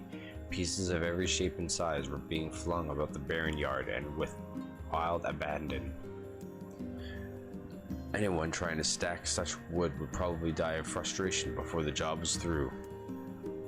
Stupid piece of shit axe. Kaine's grandmother flailed away with the axe, filling the air with both splinters of wood and words that could make the most hardened sailor blush. "Grandma," called Kaine. "Thank you, Kaine," yelled the old woman, taking her eyes off the wood for a moment. "Don't get too close or I might get your goddamn foot off by mistake." She brought the axe down on a piece of wood, sending chips flying in every direction. One spun past Kaine, close enough for her to hear the whistle, at which point she decided to step back. Once she'd scuttled at a safe distance, she cupped her hands around her mouth and shouted, "Grandma, do you need help? I can get you water or lunch or a new axe or something." The axe, poised to strike another wobbly blow, paused in midair. The old woman considered her granddaughter's offer for a moment, then smiled.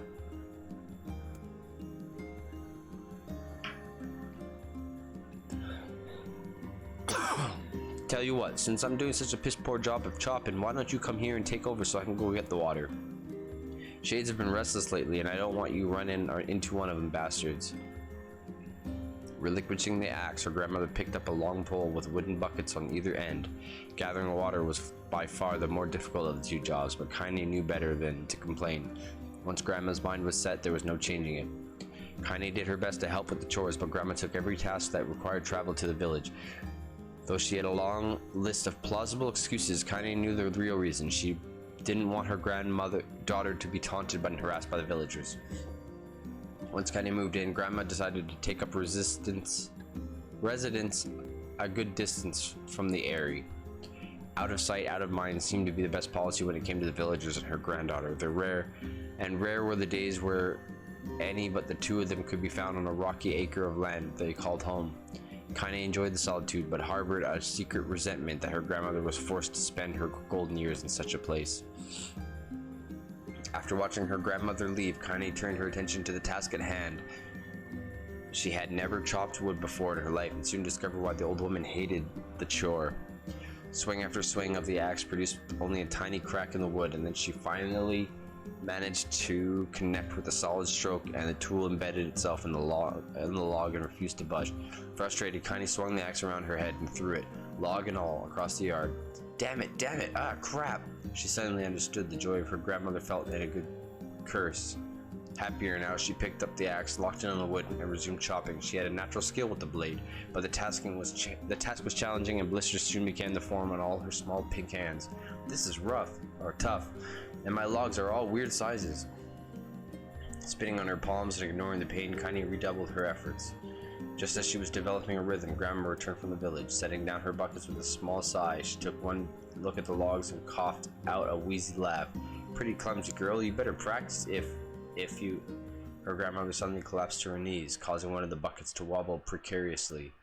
Eyes wide, Kaine dropped the axe and ran to her grandmother's side. "Grandma!" The old woman shook her head and pointed a trembling finger at the bucket. "Get the bucket. Can't let it spill." Kaine steadied the bucket with the foot as she knelt by her grandmother. A small bit of water sloshed over the side and made a new home in the hem of her dress, but Kaine didn't notice. Grandma, what's happening? Crazed with panic, she grabbed her grandmother by the shoulders and shook. After a moment, the woman tilted her arms and batted Kaine away. Stop that. Just stop, she cried, breathing heavily. It ain't like I'm dying. Just tired of the trip is all. Kaine desperately wanted to believe her, but one look at the woman's shaking hands and worn face tell her more than words ever could. Her grandmother had lived a long, hard life, and it seemed the bill was finally coming due. The time was when her grandmother watched over Kaine was ending. Sooner than either of them had feared, the positions would be reversed. The next morning, Kaine came to the side of her grandmother's bed and took her wrinkled hands. Grandma, you're sick. You need medicine. I'm going to the village. The old woman shook her head and tried to rise, and Kaine gently pushed her down. It's all right, she said. I'll be fine.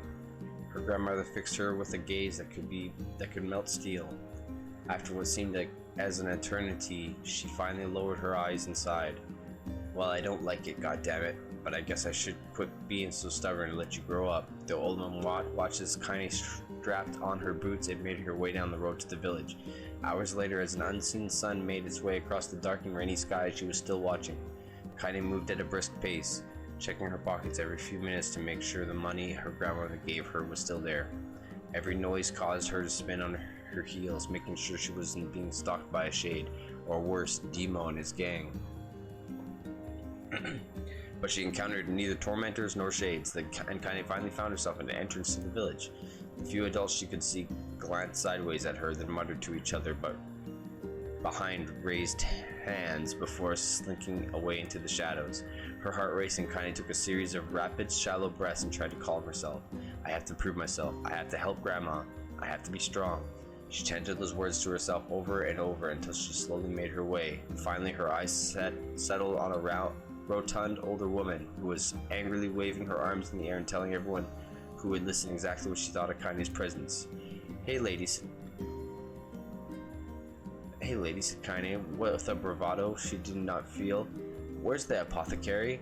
The woman's flabby cheeks shook in bewildered rage. How dare this thing speak to me, they seemed to say, but Kaine saw her eyes had a different emotion, fear. Yeah, we're both scared, lady. Trust me on this one. Which way? Kaine repeated. The woman pointed at a small building at her right before hitching up her dress and stumbling off in the other direction. Kaine cringed, expecting a stone to come flying from the assembled crowd, but none came. Her mind was filled with a strange sense of pride as she made her way to the apothecary, but the new emotion had little time to take root, for as soon as she opened the door, she noticed a familiar customer at the counter. It was Demo. He'd clearly been sent here on some kind of family errand because his gang of followers was nowhere to be found. Oh my god, he sputtered. What are you doing here, freak? The insult was delivered without force, and Kaine happily ignored it. Stretching on tiptoes to see over the counter, she asked the shopkeeper for the medication. Ha, barked Demo. That old bitch finally keel over? Go to hell, Demo.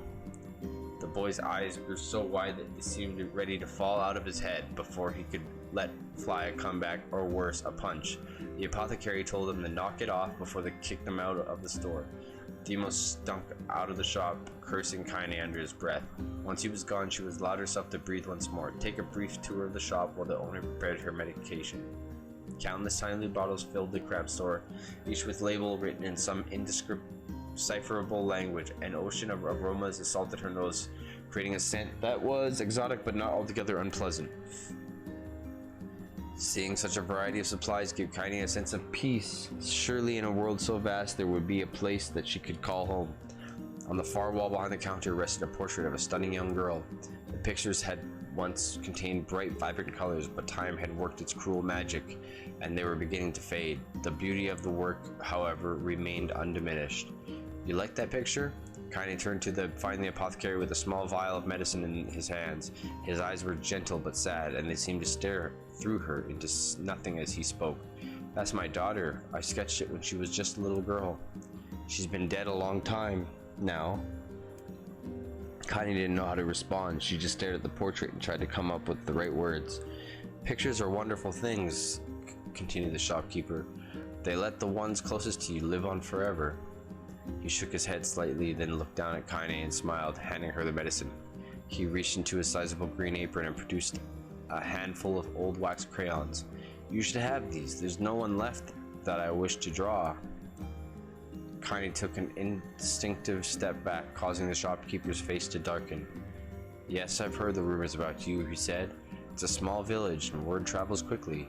Between you and me, I'm not sure which of them to believe, but I don't think they matter much. I know your grandmother, Callie, and I think the way she was driven out of town is just deplorable. Grandma's name was Callie? Thought Kaine suddenly. She was still mulling his new fact over in her mind as she reached out and gently took out the crayons from the apothecary's hands. Your grandmother is an old friend of mine, he said to Kaine, scooted away yet again, and I owe her much. I wager she would like it if you drew a picture of her. Yes, I think she would like that very much. Kaine murmured a quiet agreement, but inside her heart was bursting. Never before had a villager treated her with anything but complete contempt. It was a tiny, almost imperceptible step, but it was a step nonetheless, and with enough tiny steps she might one day discover the rest of the world. When Kaine returned home, she found her grandmother asleep in her bed. Her feet were blackened and raw, even bleeding a little bit in places, leading Kaine to think that she had been pacing around the room until exhaustion finally caught up with her. She placed the medicine by her grandmother's pillow and turned to leave, but found the old woman's hand clasped around her arm. Back already, are you? And her grandmother with a yawn. Come here, let me have a look at you. Grandma sat up and examined Kaine's from head to toe. Finally satisfied that nothing terrible had befallen her grandchild, she leaned back and followed herself to relax. Well, how was it? Those bastards give you any trouble? It was kind of fun, said Kaine with a small smile. No, seriously, it was. Fun, eh? Asked her grandmother in a voice which implied she believed anything but. So anytime you need me to run an errand, just let me know. As she spoke, Kaine removed the crayons from her pocket after a brief explanation of their source. She informed her grandmother that she was going to sketch her portrait. A portrait of me? Ridiculous. No one wants to stare at a wrinkled old crony. A crone? Isn't that crony? I know it ends in E, like crony, like usually that means Y, but maybe it's crone. I don't know. But Grandma, it'll make you live forever. Horse shit, said her grandmother, throwing back the sheet from her bed. Living forever would just piss me off. Now put those crayons away and help with dinner. But Kaine would not relent, and in the end, Grandma found herself leaning against the wall of their house, as if posing for a master artist. Kaine took up the crayons, eyed her subject carefully, and set to work. Just as her grandmother was about to nod off, Kaine finished the piece. After staring at the wall for a bit, she released it from her grip and let it slowly drift to the floor. It's terrible. It doesn't look like you at all. I'm sorry, Grandma. I thought these crayons would, make drawing easy or something. The old woman's eyes narrowed at her grandmother's disappointment. Let me be the judge of that, she said, ignoring the pain in her back and reaching for the paper. The sketch would have been a person's face. It also would have been a boulder, a lump of clay, or an incredibly misshapen loaf of bread, all rendered in a chaotic array of colors. The old woman stared at the picture for a long time, then slowly wheezed out a laugh. Oh, Kaine.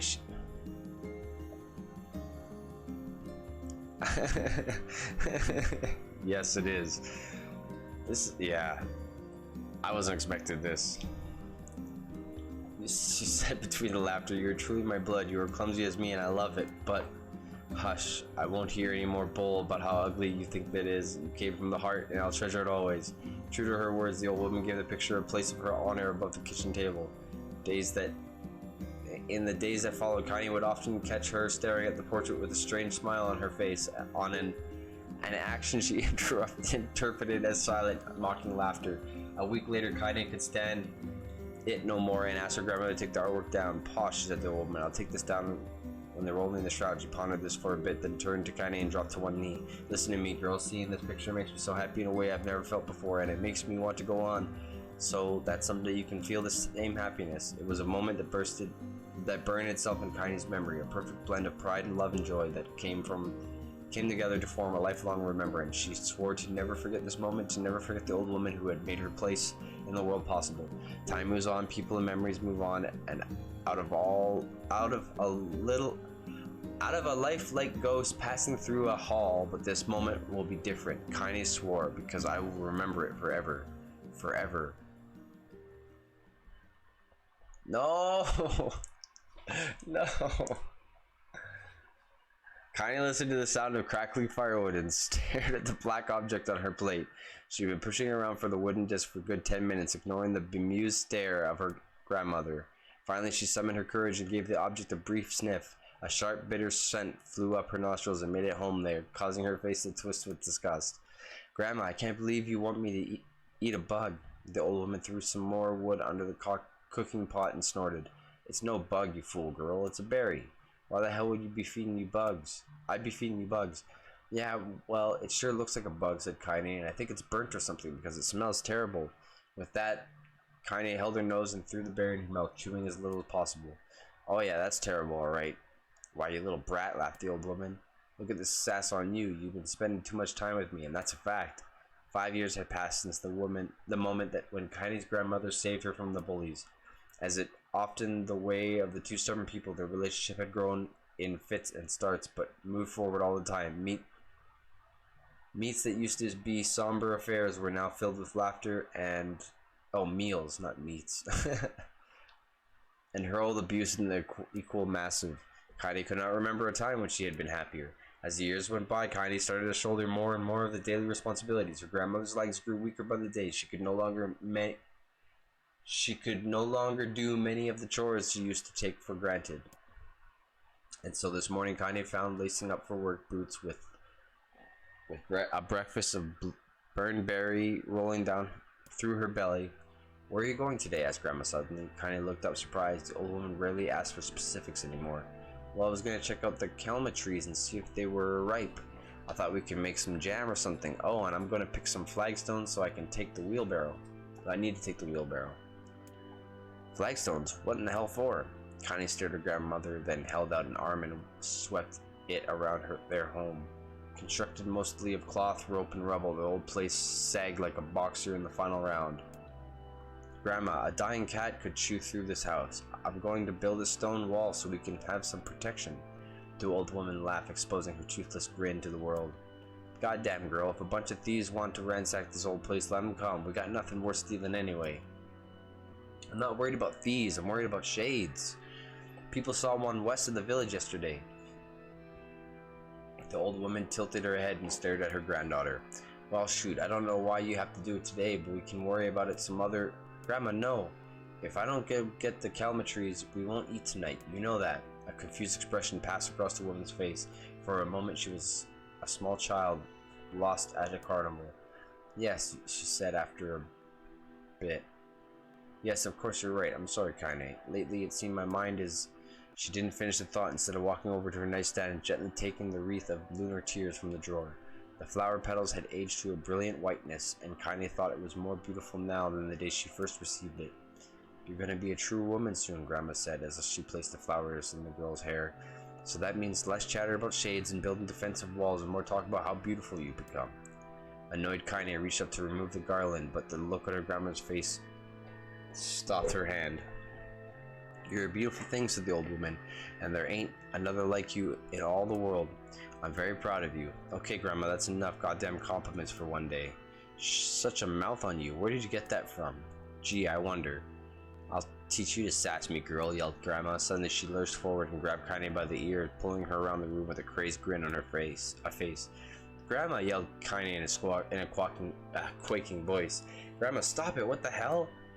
The old woman stared at her and blinked and slowly held her wrinkled hands out as if it were the first time she'd ever seen them. Oh, I don't know what happened there. I'm sorry, girl. Sometimes my mind just... Kaine thought the look on her grandmother's face was the most heartbreaking thing she had ever seen.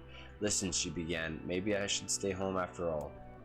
No, I won't have you stay here to keep an eye on an old codger like me.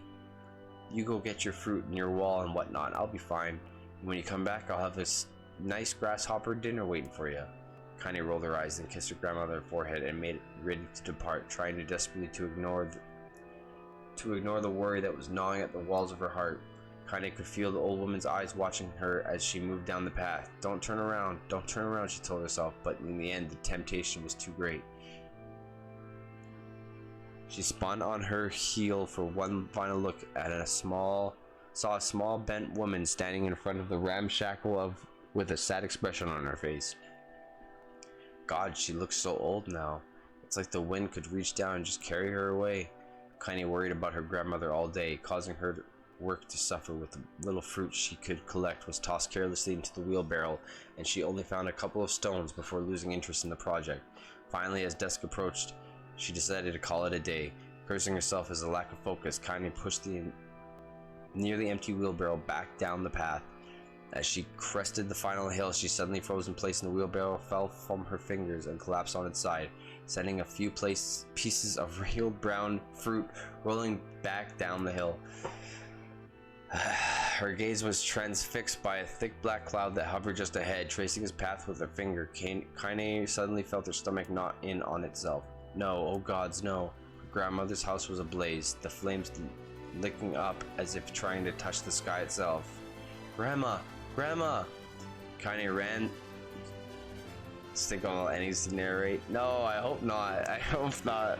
I hope this is it.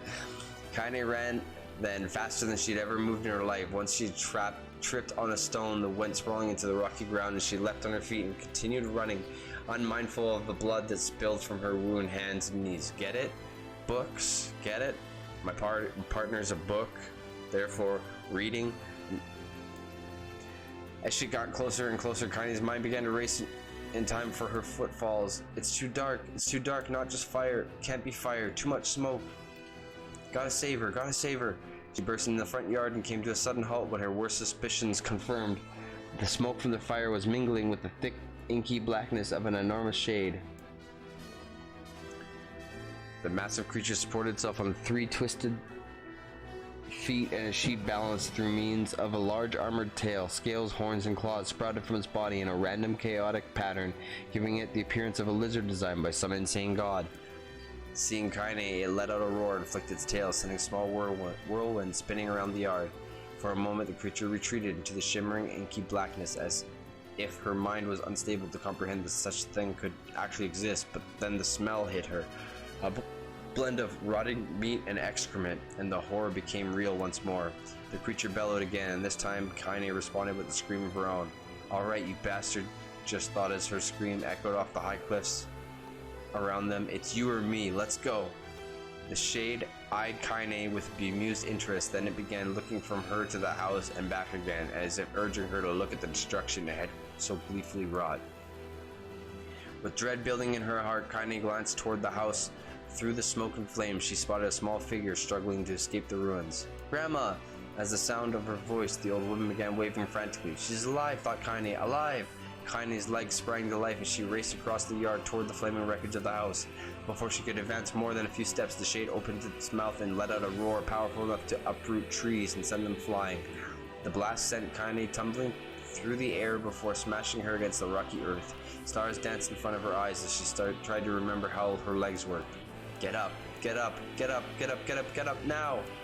As Kaine struggled to her feet, the shade stomped around the house and pinned her grandma to the ground with the tip of its claw. The old woman struggled to move the claw from her stomach, but she might have well been pushing a mountain. She coughed briefly, sending a small spray of blood into the air, then collapsed to the ground, her energy spent. Kaine lurched to her feet, only to fall back to the earth with a gasp. Her ankles were on fire, one or both, and none of them were surely broken. Ignoring the pains that screamed through her body, she began dragging herself across the ground, leaving a drunken trail of dust and blood in her wake. "Grandma, hold on, just a little longer." Her grandma's face was turning blue, her eyes rolling back until one of the whites were exposed. Only the whites were exposed. Kaine pulled herself across the ground with a maddening slowness and distance seeming to increase with every second that passed. The shade glanced between the two women and flicked out its tongue, its giant mouth turning up at the corners. Short, panting breaths belched from somewhere deep inside its core. "Bastard, laughing at us." She had no idea how such a mindless creature could experience emotion, but there could be no doubt that the shade was taking joy in their suffering. Yeah, I see your plan. The shade moved its claw slightly around, allowing Grandma to breathe again. It was clearly keeping her alive, only to snuff her out. Her life when Kaine was close enough to touch her. I'm gonna kill this bastard. Summoning all her strength, Kaine rose to her feet, and there was a sickening snap from her right ankle as the right foot twisted backwards. As she forced it from her mind and began to hobble toward the monster. That's why she has the leg spling. Okay. Pulling a small knife from the pouch at her waist, she leapt on the foot that pinned her grandmother and plunged the weapon deep. Give her back, she screamed. Give her back to me. It was like stabbing a rock after a few swipes. The knife broke at the hilt with a dull snap. The shade panted laughter again, then raised his tail and sending it rushing through the air toward the young girl that was latched to his foot. Kaine never had a chance. The tail struck her square in the chest and sent her crashing into the burning wreckage of the home. As she lay on the ground with blood pouring from multiple wounds, a small, weak voice spoke up. Kaine? Kaine's vision blurred, but she forced herself to focus on the sound. Finally, her eyes cleared enough for her to make out her grandmother's hand reaching out to her through the smoke. Grandma? Kaine, you gotta run. You can't best this one. Kaine grabbed the hands and held on with all her strength. Grandma, come on, we have to go. The old woman coughed loudly. One of her hands, slick with blood, slipped from Kaine's grasp and thumped to the ground below. Grandma, no, no! I said run, damn it! You have to live. You have to get through. The thought would stay forever unfinished before she could say another word. The shade's clawed foot descended, smashing through the remains of the roof and down upon the shattered figure of the old woman. Blood oozed from the gaps in the creature's toes as the terrible putrid smell assaulted Kaine's nose once again. She stared at the foot, dumbfounded, convinced that she was seeing could not possibly be real. When the creature finally lifted its appendage, all that remained underneath was a twisted, unrecognizable mass of rubble and red.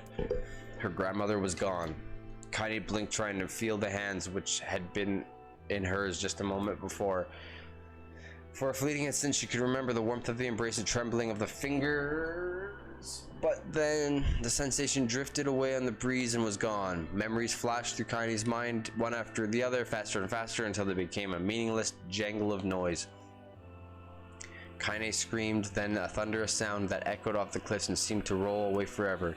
The shade was eased forward. Black ichor poured from its mouth and dissolving into smoke on the ground below. The earth shook with every step as it crept toward its prey. Kaine's body slowly rose as it controlled by the mad puppet master. Her arms and legs were bent at impossible angles, and her head lolled dangerously to the side. Yet somehow she managed to stand. Staring at the shade, her eyes began to glow with a deep red fire. The creature, so confident just moments before, took a slow, hesitant step backward, trying to discern if this broken human could possibly pose a threat.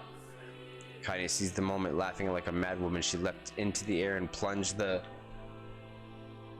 shattered hilt of her knife deep into the leg of the shade. The shade shook Kaine off like a fly, sending her crashing to the earth once again. Her chest rose and fell slowly, as if a great weight was resting on it. Moist sounds of pain echoed through her mind. Something warm and thick oozed from her ears. Is that blood? Think it is. Think I'm bleeding to death. No, can't die. Grandma told me to live. Deep inside Kaine's mind, something finally broke. The sound, the pain, the smoke, the flames, all of it faded away until there remained was a single incantation repeated over and over again. Kill it. Kill it, kill it, kill it, kill it, kill it, kill it, kill it, kill it, kill it, kill it, kill it, kill it, kill it. Kill it now. As the spark that was Kaine slowly began to flicker and die, she felt her desire to kill and her desire to live blend into one. The distance between heartbeats grew longer and longer and longer. Finally.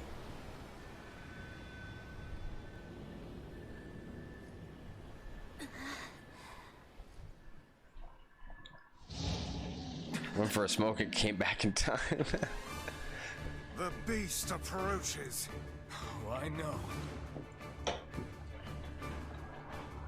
All right. Gameplay.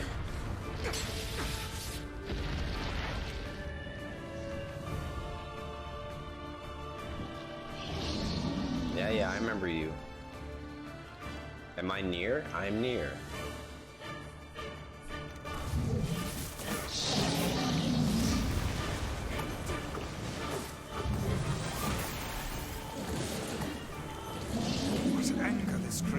this town?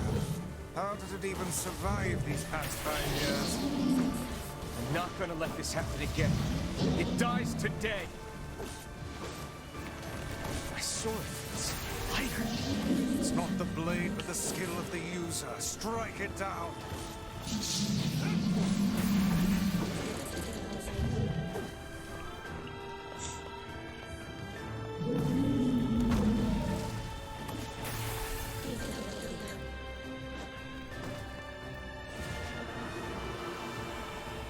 That was weird.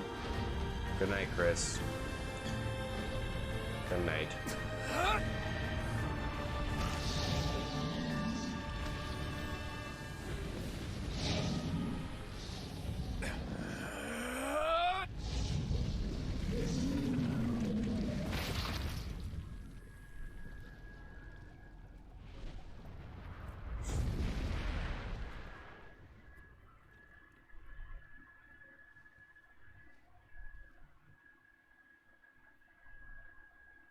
"17 minutes.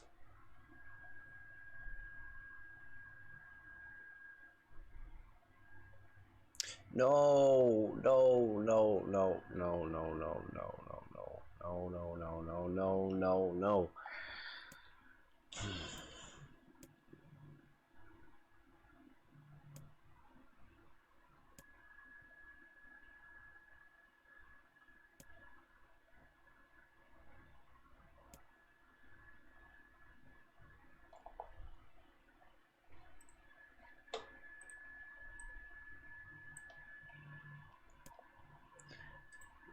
I'm sure whoever's watching this can read it faster than I can say it, so maybe this will make this go quick.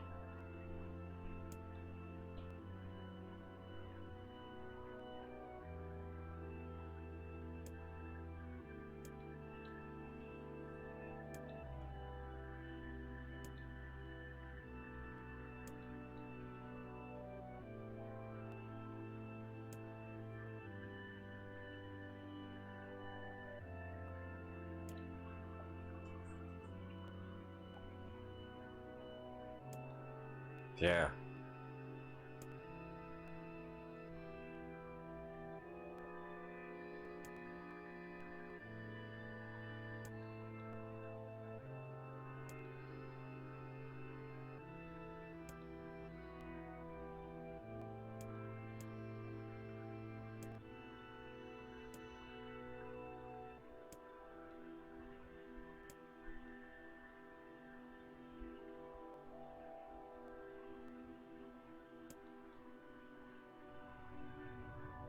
Alive. Stay alive. Stay alive. Grandma. Kaine, you gotta live. You gotta come back to us.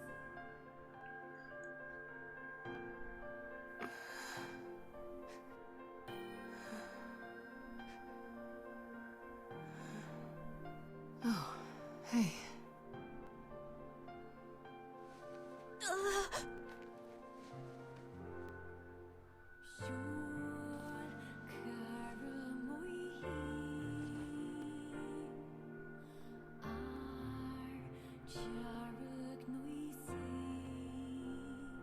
Emil, you were the one calling me, weren't you? You still recognize me? Of course. I knew you right away. Thank you, Kaine. Welcome back, Kaine. Wow, you grew up. So, how long has it been? 5 years.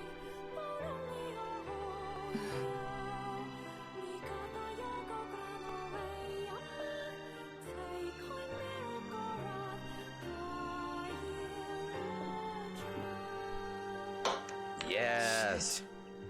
That's a long time. Any luck with Yona? We are still no closer to finding her. We need a way to locate the Shadow Lord. By the way, this is for you. Is that a lunar tear? It's not as good as your grandmother's, but I tried. No, it's great. Thank you.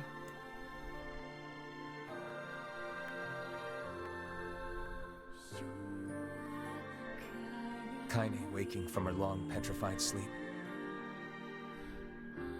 Emil's unflagging kindness.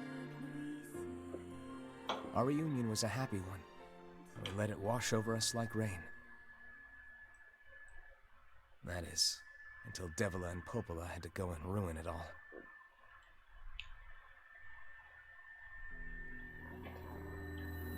Are you kidding me?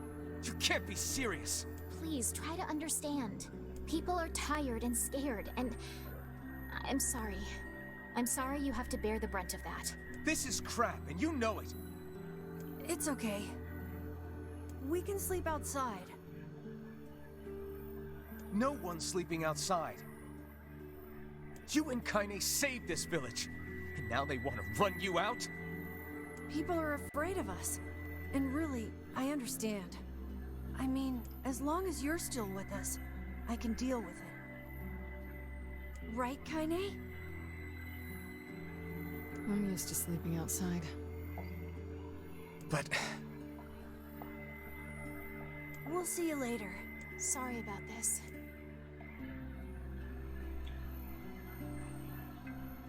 I remember this. Oh, I'm still near? What is the matter? Kaine always sleeps outside. I never thought about that until just now. Never even occurred to me. Damn it. We should turn in. Let me play. I didn't get much sleep that night. For the first time in my life, I hated Devila. For the first time in my life, I doubted Popola. But those feelings are pointless in the end. Cheers. They said and did what they did for the sake of the village.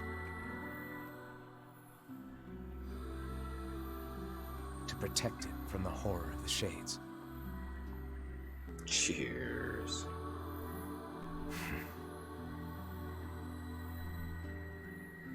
Really, how can I blame Devila and Popola? In the end, I'm just as bad. Because I never once stopped to think about Kaine and Emil's situation myself.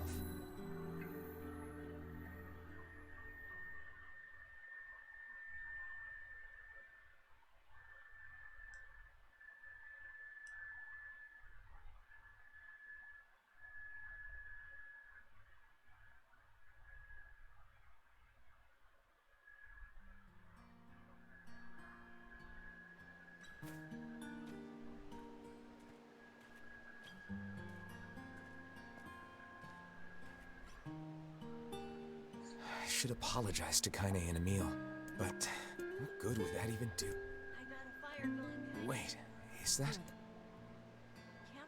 Wow, there's a lot of cutscenes. I'm so happy to get to talk to you again, Kaine. Yeah, me too. I tried everything I could think of to save you, you know. I polished you with a special cloth. I poured warm water over you. Wait, you poured water on me? Yeah, but it didn't really do much except make you all shiny. Hey, Emil. Thanks for saving me. I guess you noticed how I look different now. I'm sorry, Emil. I'm sorry for all of it. Well, I mean, This is some this Metal new Gear form level isn't exposition. all bad, you know? Is it though? It's not really saying much. It's got a lot to say, but it's not saying a lot. At least I can look at you when we talk, right? Hey, so why don't you tell me something about yourself? Sure, here's a Not short very novel. interesting. Sorry. Until the last cutscene. Yeah, Come that's on. true. I just want to know you better. Please? Fine. This all happened when I was a kid. Before the whole shade possession thing. My body is different. And when the villagers found out about it, they started treating me like a freak. But one person, my grandmother, accepted me just as I was. No matter how bad things got, she gave me the strength to keep going. She's really special to you, huh? Yeah. Oh, hey! That gives me an idea. Since we cured your petrification, we should start looking for a way to cure your possession in my body. I know we can do it if we all work together. Heck, it'll probably be super easy. Let me guess. More warm water? Okay, can we just forget I told you about that?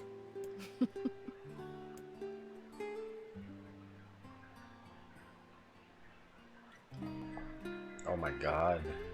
They're all like set up cutscenes.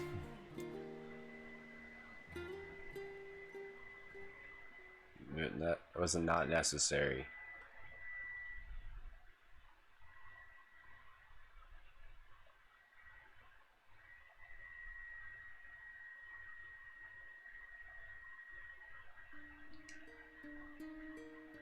Sleep well? Sure. And yet your red eyes tell a different tale. Don't be so hard on yourself, lad. I need to go see Devila and Popola. Very well. Nice. 900. What might that be? It's Mom's diary. I've not heard you speak much about your mother. She got the Black Scrawl and died when I was little. My apologies for bringing it up. It's all right. I can barely remember her face anymore. This is the only thing I have left of her. Reading it helps remind me of when we were still a family. I see. But the final entries get a little strange. In what way? Well, here, take a look. No.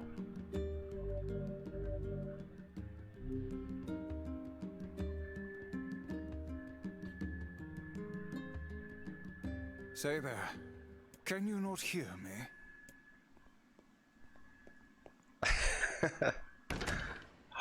Papa... Dude, it's Papa Why Nier. are you standing about like a slack-jawed ninny? Sorry. Felt like I was dreaming or something. This is the one North America Sleeping on one's got. feet is quite the talent indeed. Come now. There's the door. Right. Let's go.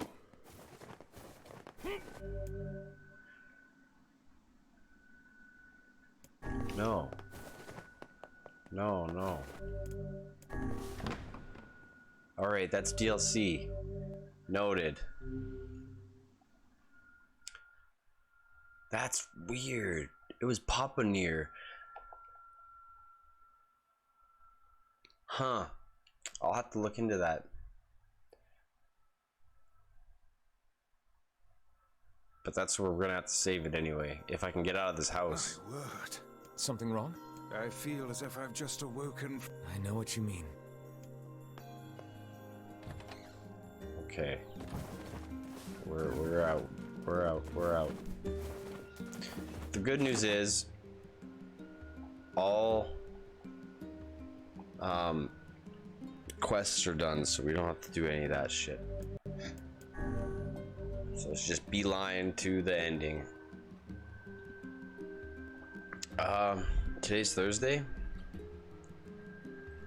Yeah. I don't know what's gonna happen yet, but I will announce my next stream. But thank you for hanging out. Thanks, John. I will see all of you guys later. Peace.